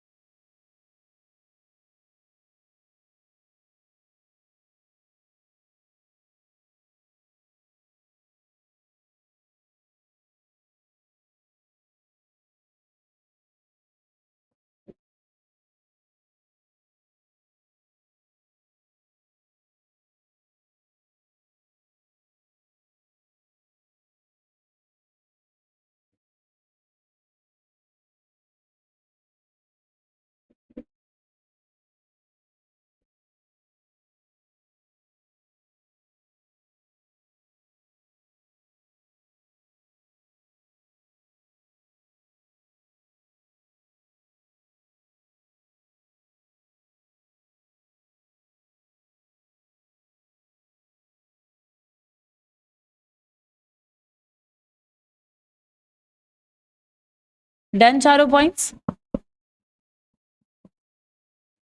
Next point. In this case,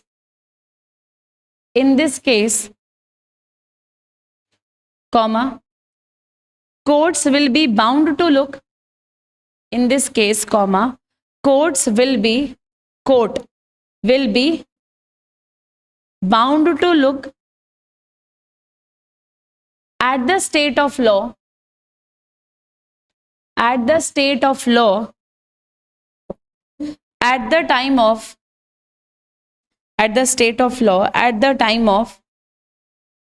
passing of enactment.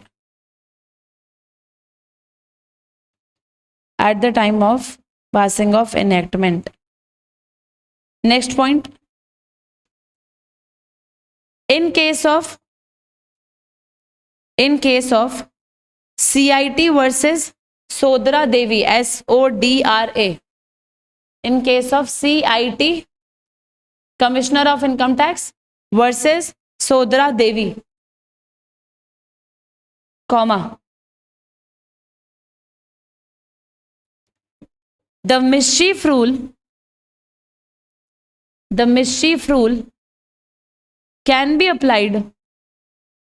The mischief rule can be applied only if there is any ambiguity in present law. Only if there is any ambiguity in present law.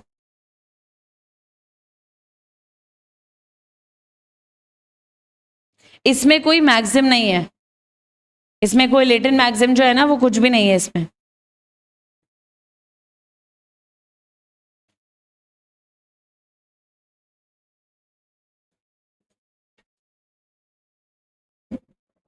Rule number 1 कौन सा पढ़ा? Rule number 1 literal meaning, rule number 2 reasonable, और rule number 4 कौन सा पढ़ा अभी अपन ने? हेडन्स rule. कौन सा रूल है? हेडन्स, जिसको अपन मिसचीफ रूल भी बोलते हैं। रूल नंबर 5 क्या बोला है? Beneficial construction. क्या बोला हुआ है? अब बेनिफिशियल कंस्ट्रक्शन का मतलब क्या है? सुनना, इजी रूल है बहुत। This is strictly speaking not a rule but a method of interpreting a provision liberally. इस रूल में आप लॉ में जो भी प्रोविजन लिखा है उसको लिबरली अपने हिसाब से आपको जैसे ठीक लगता है वैसे इंटरप्रेट कर सकते हो, so as to give effect to the, बहुत इंपॉर्टेंट लाइन है, declared intention of the legislation. मतलब लॉ मेकर ने जब लॉ बनाया होगा तो उनका इंटेंशन क्या था? लॉ मेकर ने जब क्या बनाया होगा? लॉ बनाया होगा, उस टाइम पे उनका इंटेंशन क्या था लॉ बनाने का, वो आपको समझना है। और वो इंटेंशन समझ के आप लॉ के प्रोविजन को किसी भी तरीके से बेस्ट मैनर में इंटरप्रेट करके बताओ, उसको बोलते हैं रूल ऑफ बेनिफिशियल कंस्ट्रक्शन। समझ में आ रहा है रूल में क्या लिखा है? इसमें लिखा है beneficial construction will be given to a statute which brings into effect provisions for improving the conditions of certain classes of people who are underprivileged who have not been treated fairly in the past. In such cases, it is permissible to give an extended meaning to words or clauses in enactment. मतलब simply बोला है कि suppose करो अगर कोई भी कानून आया, उसके आने से पहले कुछ लोगों को नुकसान हो रहा था, लोगों को प्रॉब्लम हो रही थी, तो जिन भी लोगों को प्रॉब्लम हो रही थी आप उनके लिए सोल्यूशन लाके लॉ बनाए हो, तो आपको वही चीज सोचना है। और इसीलिए आप जब लॉ का मीनिंग समझोगे तो मीनिंग नैरो नहीं दोगे, नैरो मीनिंग कौन सा दोगे? Wider meaning. कौन सा मीनिंग? और वाइडर मीनिंग अपन ये रूल ऑफ लिटरल इंटरप्रिटेशन में पढ़ के आए हैं, जहां पे उसका कोई काम नहीं था। वो एक सेंटेंस पढ़ा था ना कि अगर किसी सेंटेंस के 2 मीनिंग है, एक नैरो है एक वाइडर है, तो कौन सा लेते हो? वाइडर मीनिंग लेते हो। तो वाइडर मीनिंग लिखते हो, ये कहाँ लिखा है? रूल ऑफ बेनिफिशियल कंस्ट्रक्शन में। आया क्या समझ में? आ तक सबको? फिर लिखा है but this can only be done when 2 constructions are reasonably possible. पर ये सिर्फ तब फॉलो किया जाता है जब एक सेंटेंस के 2 मीनिंग होते हैं, जिसमें से एक नैरो होता है और एक वाइडर होता है। तो अपन कौन सा मीनिंग लेते हैं? वाइडर वाला लेते हैं। And the words in a statute are quite unequivocal. Unequivocal मतलब दोनों का मीनिंग इक्वल नहीं है, एक का मीनिंग नैरो है, एक का मीनिंग वाइडर है, तो फिर you will go for wider meaning. समझ में आ रहा है क्या सबको? बोलो है ना। पर यहाँ पे लॉ में अगर तुम ये रूल पढ़ोगे तो क्या यहाँ पे नैरो मीनिंग वाइडर मीनिंग ऐसे शब्द यूज किए हैं क्या? तो क्या तुमको ऐसे एग्जाम में यूज करने हैं क्या? नहीं। समझ में आया सबको? बोलो हाँ है ना। तो लिखो next rule, rule number 5, rule of beneficial construction. Rule of beneficial construction, rule of beneficial construction. इसमें लिखो point number 1, it is a primary rule, it is a primary rule which allows it is a primary rule which allows interpretation of a provision, which allows interpretation of a provision liberally, which allows interpretation of a provision liberally so as to give effect to declared intention of legislature। legislature का मतलब हो गया law makers. so as to give effect to declared intention of legislature, declared intention of legislation लिख देना, declared intention of legislation।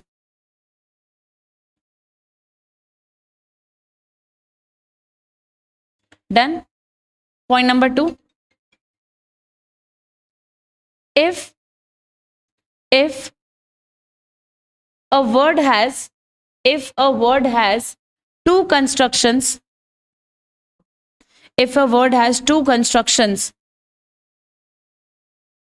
then then it is permissible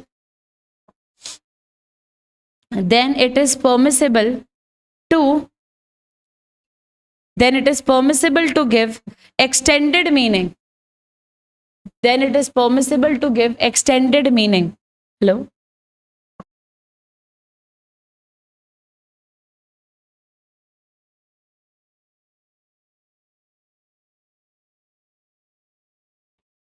To the words.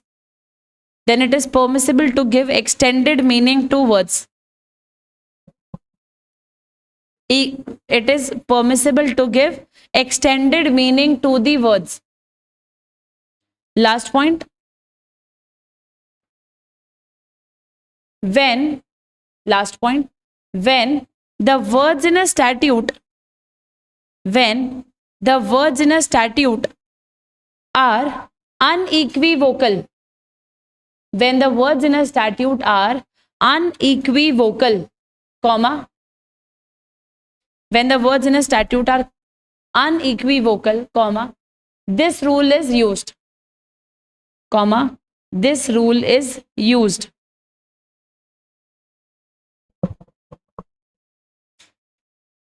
अब पहले आओ rule number 7 पे.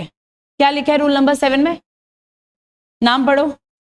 रूल ऑफ एडजस्टम जेनरिस. क्या लिखा है? रूल ऑफ एडजस्टम जेनरिस. अब क्या मतलब है इस रूल का, सुना बहुत ध्यान से. ये कह रहे हैं जो वर्ड्स सेम तरीके के हैं, जिन वर्ड्स का एक ही कैटेगरी है, जिन वर्ड्स का सेम मीनिंग निकलता है, या जिन वर्ड्स का एक ही कैटेगरी है, एक ही स्पेसीज है, एक ही कैटेगरी में सारे वर्ड आते हैं, तो फिर आप उस केस में उन वर्ड्स का मीनिंग जो जनरल मीनिंग है वही लोगे. कौन सा मीनिंग लोगे? General meaning. कौन सा मीनिंग? General meaning. जैसे where specific words pertaining to a category or genus are followed by general words, the general words shall be construed as limited to the thing of same kind as those specified. इसमें better तरीके से अगर कोई example लिखा है ICI ने तो तुमको समझ में आएगा कि क्या कहना चाह रहे हैं रूल नंबर 7 में. और अगर आईसीआई ने एग्जाम्पल नहीं लिखा है तो फिर एग्जाम्पल मुझे बताना पड़ेगा. आईसीआई ने तो कोई एग्जाम्पल नहीं लिखा है. रूल ऑफ एडजस्टम जेनरिस मतलब क्या होता है, सुना बहुत ध्यान से. अगर मैं यहाँ पे लिख रही हूँ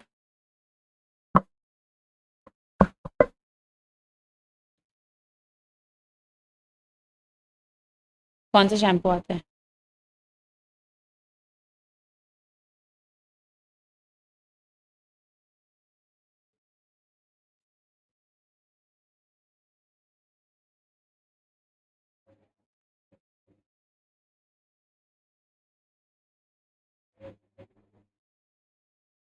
चलो मैंने क्या क्या नाम लिखे?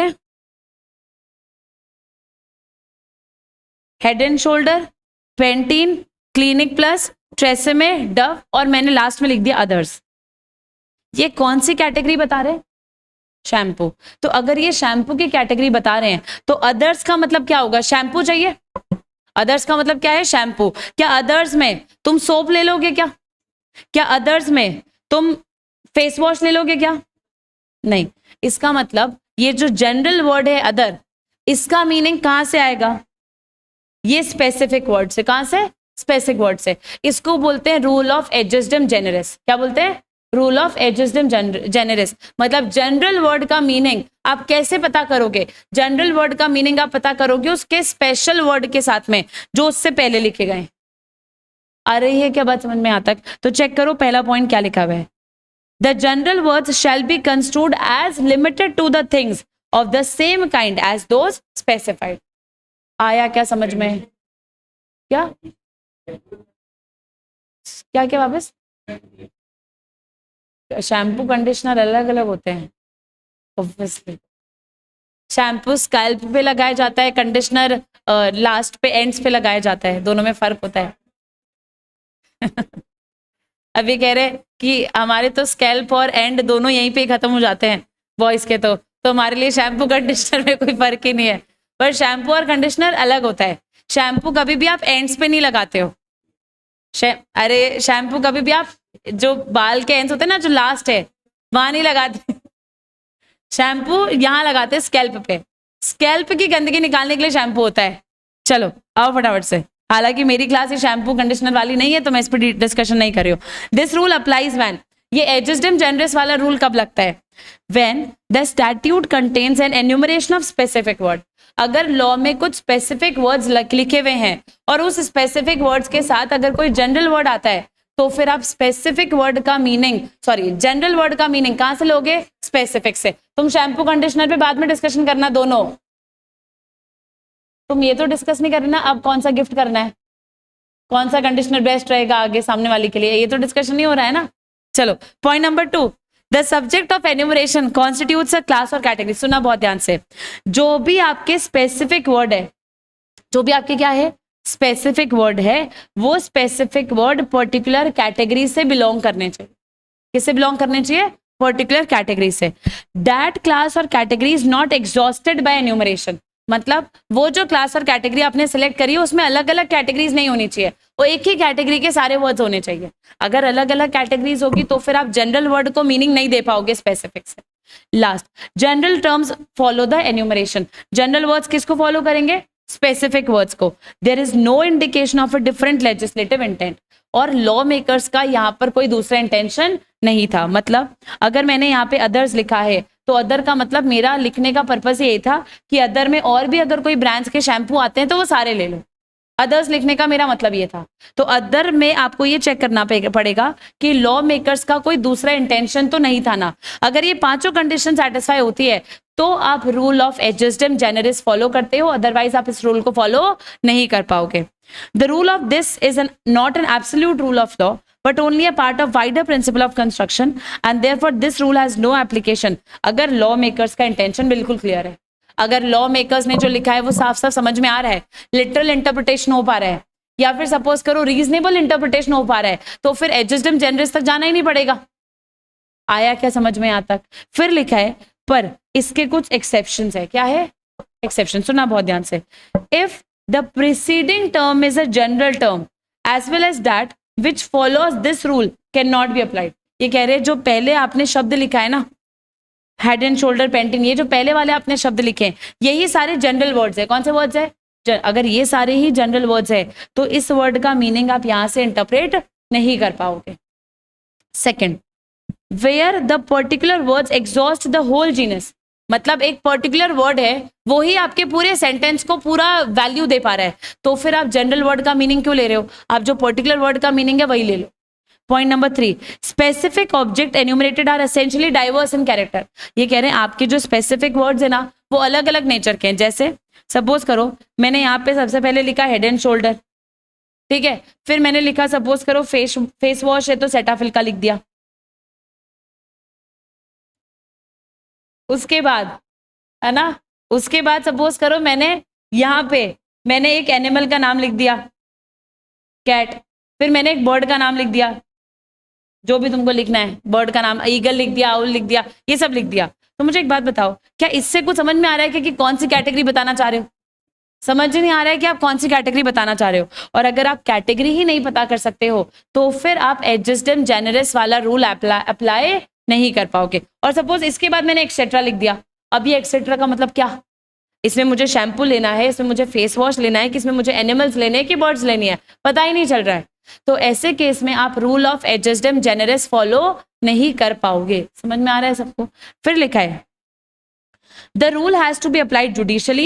This rule may be understood as an attempt to settle a conflict between specific and general words. The fifth ground contained in section 271E of Companies Act shall not be read adjustum generis. The earlier 5, although it is a general phrase following specific phrases. अब ये companies act के section 271 पे आ गए example देने के लिए, इनको और कोई एग्जाम्पल नहीं मिला तो ये बोले चलो कंपनीज एक्ट के सेक्शन 271 पे चलते हैं. पर मैं ये एग्जाम्पल नहीं दे रही हूँ क्योंकि ये एग्जाम्पल अभी तुमको नहीं समझ में आया क्या समझ में? तो रूल ऑफ एडजस्टम जेनरिस क्या बोलता है? जनरल वर्ड्स का मीनिंग कहाँ से लोगे? उसके स्पेसिफिक वर्ड से. कहाँ से? स्पेसिफिक वर्ड से. बोलो समझ में आया क्या? लिखो इसमें rule number 7. Rule number 7, rule of एडजस्टम जेनरिस. स्पेलिंग सही लिखना, रूल ऑफ एडजस्टम जेनरिस. इसीलिए मैंने क्लास स्टार्ट होते ही पहले ही कहा था कि ये चैप्टर ऐसा चैप्टर है जिसमें याद ही करना पड़ेगा और कोई तरीका नहीं है, समझ में सब आएगा. पर इसको अपनी लैंग्वेज में फ्रेम करने की गलती से भी कोशिश मत कर लेना। रूल ऑफ एडजस्टम जनरस, पहला point, it is the primary rule, it is the primary rule, it is the primary rule which states, it is the primary rule which states that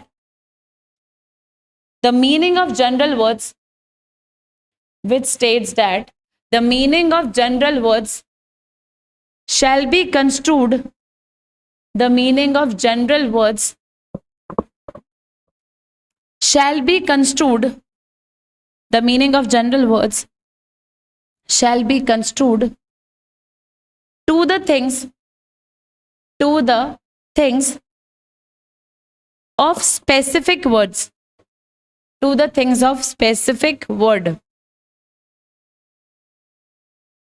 Next point, this rule applies when, this rule applies when, और ये सारे point copy करने हैं, point number A से लेकर ई तक। This rule applies when,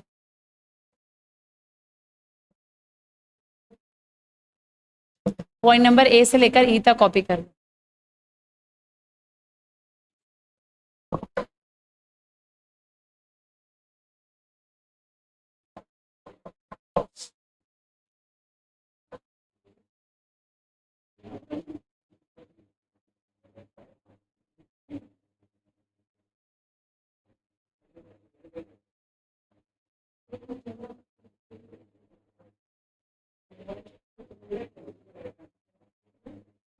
इसके बाद मैं तुमको चैप्टर नंबर 14 हो जाएगा ना, फिर चैप्टर नंबर 13 पढ़ाऊंगी, फिर अपन वापस कंपनीज एक्ट पे आ जाएंगे।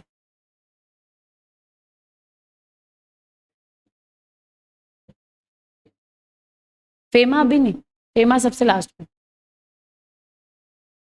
फेमा में 4 से 5 क्लासेस कुछ लगेगी अपनी।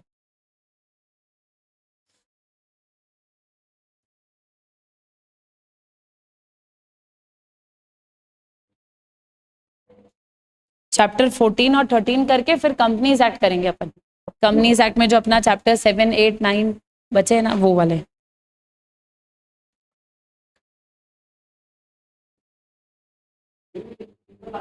क्या बचा है? ये तो 2 दिन और लगेंगे, आज तो स्टार्ट किया है अपन ने,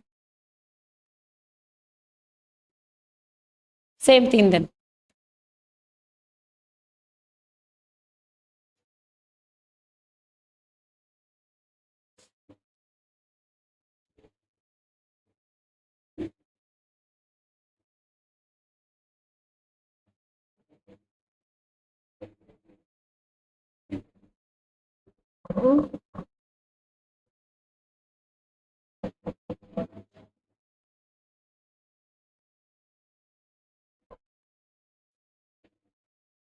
डन।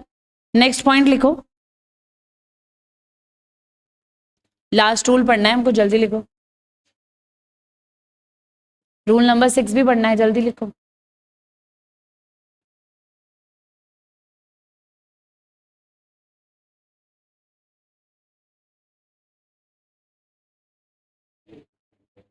एक मैंने देखा था कि एक लड़का, मतलब सेटाफिल से रिलेटेड ही देखा था, एक लड़की अपने, मतलब एक अपने हस्बैंड को बोलती है कि सेटाफिल लेके आना।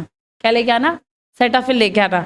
अब उसका हस्बैंड पढ़ा लिखा तो था नहीं, तो उसको क्या सुनाई दिया? सीताफल लेके आना।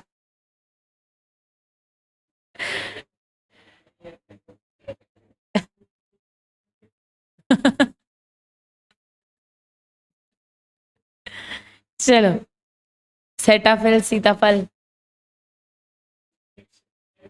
सीताफल हिंदी में हो गया, सेटाफिल इंग्लिश में हो गया।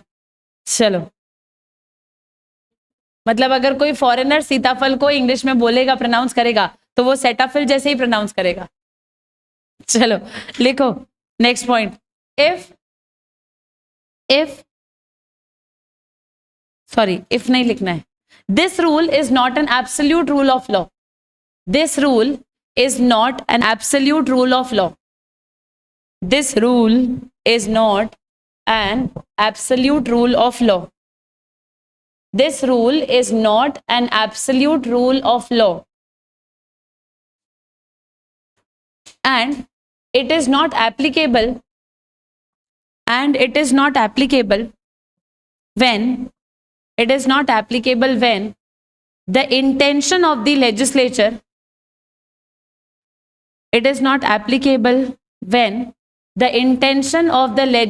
is clear. It is not applicable when the intention of the legislature is clear. Done. अब लिखो next point exceptions. Next point exceptions. और एक्सेप्शंस में ये 4 point as it is copy होंगे. एक्सेप्शंस में ये 4 पॉइंट कॉपी कर लो.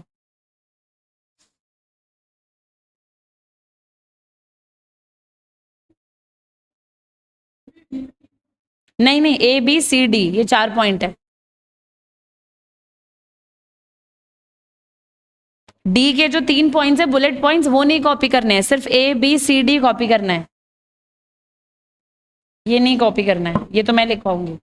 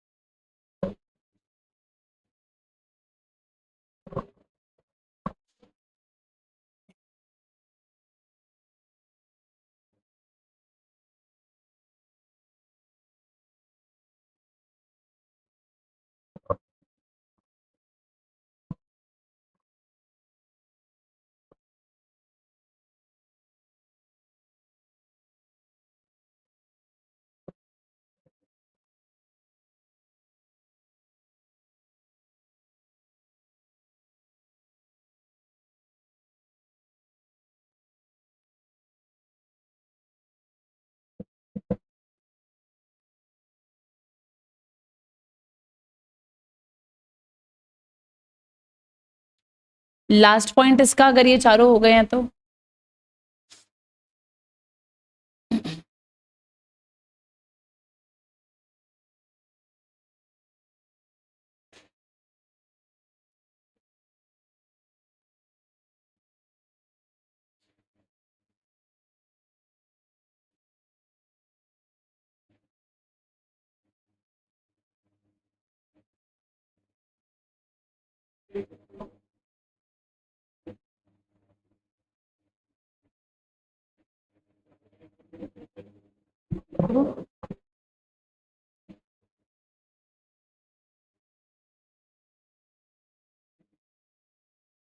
इस चैप्टर में बुक में जहां से ये चैप्टर स्टार्ट हो रहा है वहीं पे लिख दो रेफर नोटबुक, या फिर ऐसे लिख दो रेफर ओनली नोटबुक. इसमें सिर्फ नोटबुक से ही पढ़ना है.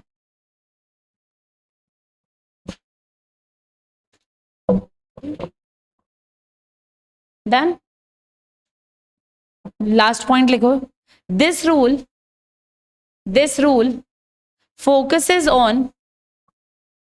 focuses on resolving the conflict. This rule focuses on resolving the conflict between general and specific words. Resolving the conflict between general and specific words. Kritika वो आंटी है ना बाहर सफाई वाली, उनको बोल दो कि 5-10 मिनट रुके फिर इस क्लास की करते. 10 मिनट में क्लास फ्री हो रही है ऐसे बोल दो. यहां तक क्लियर है? बोलो कोई डाउट है? लास्ट रूल बहुत इजी है, रूल ऑफ एक्सेप्शनल कंस्ट्रक्शन. आ जाओ फटाफट से, क्या लिखा है पढ़ लेते हैं. हाँ किसमें लिखवा तो दिया, कॉपी से ही पढ़ना है. कॉपी से ही पढ़ना है. और अब क्या हाईलाइट करना है? फिर भी तुमको करना है तो ये स्क्रीन पे मैंने कर रखा है, इसमें देख लेना. तो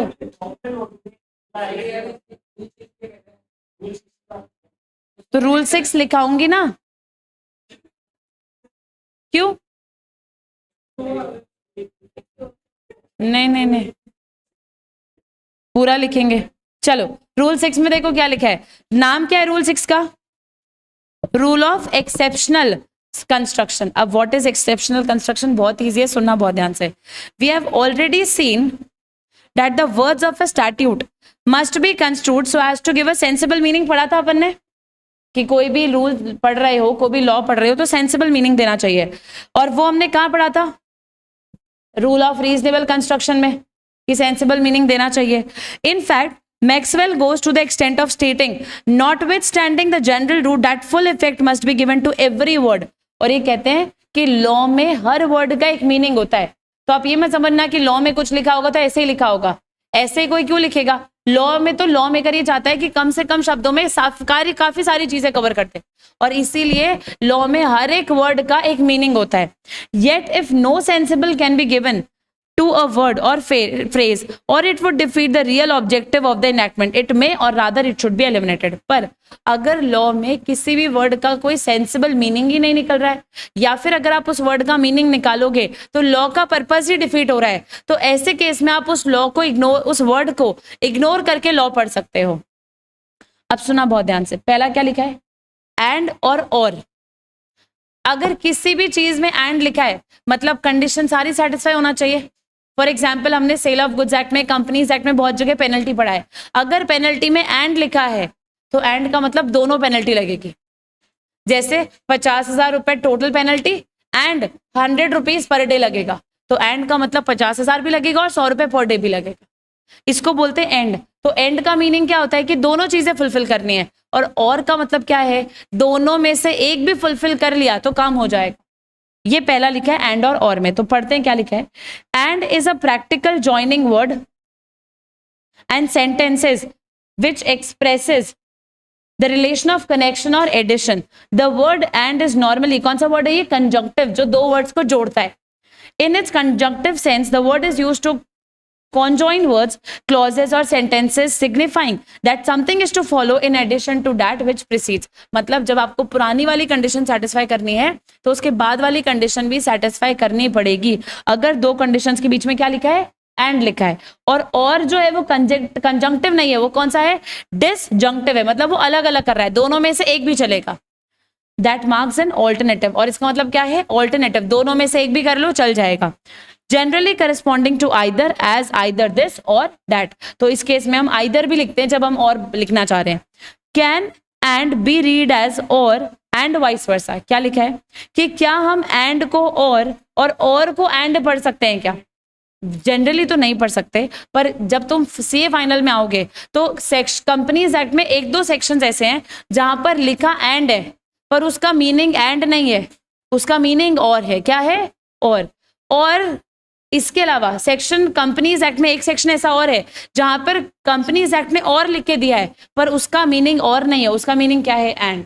तो जनरली तो एंड का मतलब एंड, और का मतलब और होता है, पर इसमें कुछ एक्सेप्शंस कुछ सेक्शंस के आते हैं। तो क्या लिखा है देखो, the word and is normally conjunctive और इज डिसजंक्टिव, बट समटाइम्स हम एंड को और रीड करते हैं और को एंड रीड करते हैं। और ये कौन से केस लॉ में लिखा था?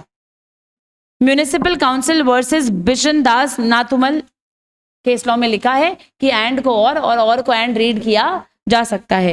And may legitimately be construed as or when the intention of the legislature is clear and when any other construction would tend to defeat such intention। और ये कौन से केस लॉ में लिखा है? अमूल्य चंद्रा रॉय वर्सेस पशुपति नाथ। आया क्या समझ में? कल लिखवाऊंगी इसका सारा, कल, आज सिर्फ रीड करवा रही हूँ। रूल नंबर 6 में कल लिखवाऊंगी। यहां तक समझ में आ रहा है सबको? नेक्स्ट क्या लिखा हुआ है? Not only in statute but also in document.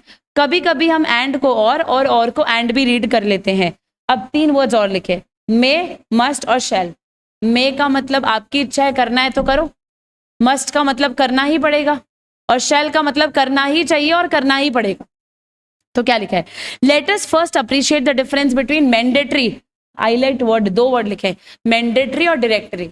Must और शैल मैंडेटरी वर्ड्स है। जिस भी सेंटेंस में मस्ट और शैल लिखा हुआ है वहां पे कंपनी को वो काम करना ही पड़ेगा, और जिसमें वर्ड में मे लिखा है वो मैंडेटरी नहीं है, वो डायरेक्टरी है। आपकी इच्छा है तो करो, नहीं तो मत करो। Where the enactment or provision prescribes that the contemplated action should be taken without any option or discretion, then such statute or provision or enactment will be called mandatory। मतलब ये कह रहे हैं कि अगर किसी प्रोविजन में ये लिखा है कि आपको ये करना ही पड़ेगा, आपके पास कोई ऑप्शन नहीं है, मतलब वो प्रोविजन कौन सा हो गया? मैंडेटरी हो। कौन सा हो गया? और अगर एक और बात बोलूं, अगर किसी सेक्शन में पेनल्टी लिख के दिया है अगर किसी सेक्शन में क्या लिख के दिया है, पेनल्टी, इसका मतलब आपको वो सेक्शन फॉलो करना ही पड़ेगा, क्योंकि अगर आप नहीं फॉलो करोगे तो पेनल्टी लग जाएगा। तो जिस सेक्शन में पेनल्टी दी जाती है, मैं कह सकती हूँ वो भी मैंडेटरी प्रोविजंस होते हैं। आया क्या समझ में आता सबको? फिर क्या लिखा है, where the acting authorities vested with discretion, choice, judgment, the statute or provision will be called directory. पर अगर आपके पास में ऑप्शन होता है कि आप दोनों में से कुछ भी कर सकते हो, तो फिर वो प्रोविजन डायरेक्टरी कहलाता है। इन डिसाइडिंग कि कोई भी स्टैट्यूट डायरेक्टरी है कि मैंडेटरी है, क्वेश्चन डिपेंड करता है कि it is the duty of the person on whom the power is conferred to exercise that power. If it is so, then the statute is a mandatory and otherwise it is a directory. मतलब अगर किसी person को law में कोई काम करना ही पड़ेगा तब तो वो मैंडेटरी है, और अगर उसको वो काम करना कंपल्सरी नहीं है तो वो कौन सा प्रोविजन है, डायरेक्टरी प्रोविजन है। The words may, shall, must should initially be deemed to have been used in their natural and ordinary sense. ये कह रहे हैं जनरली तो may, shall, must का मीनिंग आप कैसे लोगे, जैसा हम ऑर्डिनरी मीनिंग में लेते हैं वैसे ही लोगे। पर मे सिग्निफाइज परमिशन, पर अगर सपोज करो किसी सेंटेंस में मे लिखा है और मे के साथ लिखा है कि आपको आरओसी से पूछना पड़ेगा, किससे पूछना पड़ेगा, आरओसी से, मतलब लिखा है कंपनी में इन्फॉर्म टू आरओसी, तो मे इन्फॉर्म टू आरओसी का मतलब ये नहीं है कि आरओसी को आपकी इच्छा है तो बता दो, परमिशन लेना पड़ेगा ना आरओसी से, तब तो बताना ही है, भले ही सेंटेंस में मे लिखा है तो भी। आया क्या समझ में? तो लिखा है अगर मे का मतलब परमिशन लेना है, and implies that the authority has been allowed discretion, shall in the normal sense imposes a command. ये बोल रहे शैल का मतलब जनरली क्या होता है, जब आप किसी को कहते हो कि ये करना ही पड़ेगा, आप कमांड कर रहे हो कि ये करना पड़ेगा, तब आप वर्ड शैल यूज करते हो। Must obviously it is a word of command only. In all cases the intention of the legislature will guide the interpreter in his search of meaning. समझ में आ रहा है कि क्या बोल रही हूँ? The question as to whether a statute is mandatory depends upon the intention of legislature and not upon the language in which the intention is clothed. तो ये कह रहे कोई भी वर्ड may, shall, must को कैसे रीड करना है, उसके लिए आपको लॉ मेकर का इंटेंशन देखना पड़ेगा। In cases where the normal significance is of imperative and permission है, leads to absurd, inconvenient, unreasonable, they should be discarded. May though permissive sometimes has compulsory force and it is to be read as shall। अगर आपने किसी sentence में may लिखा है और आपको permission लेना पड़ेगा तो उसको may नहीं रीड करते, उसको क्या रीड करते हैं, as shall रीड करते हैं। लिखा may है पर रीड क्या करोगे, as shall रीड करोगे। Although it is well settled that ordinarily the word may is used in permissive sense, there may be circumstances where this word will have to be construed as having been used in a mandatory or compulsory sense। मतलब generally may का मतलब होता है कि आप चाहो तो करो, नहीं तो मत करो, पर कुछ केसेस में हम मे को क्या रीड करते हैं, शैल रीड करते हैं। Where the word may has been used as implying a requisite condition to be fulfilled, the court will ought to exercise the power which it should, and in such a case the word may will have a compulsory force। may observed case law है, case law कल पढ़ेंगे। shall का मतलब क्या होता है, mandatory. क्या होता है, mandatory. It is well settled that the use of the word shall does not always mean कि वो आपको करना ही पड़ेगा। shall हमेशा हर जगह पे लिखा है तो इसका मतलब ये नहीं है कि वो ऑब्लिगेटरी और मैंडेटरी है। उसमें आपको चेक करना पड़ेगा कि shall कौन सी सिचुएशंस में आ रहा है। अगर shall ऐसी सिचुएशन में आ रहा है जहां पे आपने नहीं भी किया तो भी चल रहा है, तो फिर आप shall को shall मत रीड करो, shall को क्या रीड करोगे, may रीड करो। मतलब अगर एंड को और रीड किया जा सकता है और को एंड रीड किया जा सकता है, तो मे को भी shall रीड किया जा सकता है और shall को भी may रीड किया जा सकता है। आया क्या समझ में यहाँ तक सबको? जनरली एंड जो है वो कंजंक्टिव होता है और डिसजंक्टिव होता है। मे जो है वो आपका डायरेक्टरी होता है, शैल आपका मैंडेटरी प्रोविजन होता है जनरली, पर इसमें कुछ एक्सेप्शंस आपके लॉ में हो सकते हैं। ये प्रोविजन ये कहना चाहता है। आया क्या बात समझ में सबको? फिर लिखा है the question whether the requirement is mandatory or directory has to be decided not merely on the basis of which provision or for instance set out the consequence of omission to observe the requirement, but on the purpose for which the requirement has been enacted, particularly in the context of other provisions of the act and the general scheme. It would depend on whether the requirement is insisted on as a protection for safeguarding of right of liberty or property that the action might involve। मतलब अगर आप किसी person को protect करने के लिए कोई बात लिख रहे हो लॉ में, तब तो वो शैल में आएगी, पर अगर आप किसी को प्रोटेक्ट नहीं करना चाह रहे हो तो फिर उस बात को अपन मे में भी लिख सकते हैं। किस में लिख सकते हैं, मे में। आया क्या रूल क्या कह रहा है? तो रूल ऑफ एक्सेप्शनल कंस्ट्रक्शन आपके वर्ड्स का मीनिंग बता रहा है कि एंड क्या होता है, और क्या होता है, मे क्या होता है, शेल क्या होता है और मस्ट क्या होता है। आया क्या रूल सबको समझ में? तो हमारे पास प्राइमरी रूल में सिर्फ एक रूल बचा है, वो कल डिस्कस करेंगे, और उसके बाद हमारे पास सेकेंडरी रूल्स है, तो कल ये हो जाएगा। कॉन्सेप्ट क्लियर है यहाँ तक? कोई दिक्कत आज की क्लास में? बोलो हाँ है ना? चलो okay guys, bye bye, nice day, take care. Rule 6 में कल लिखवाऊंगी।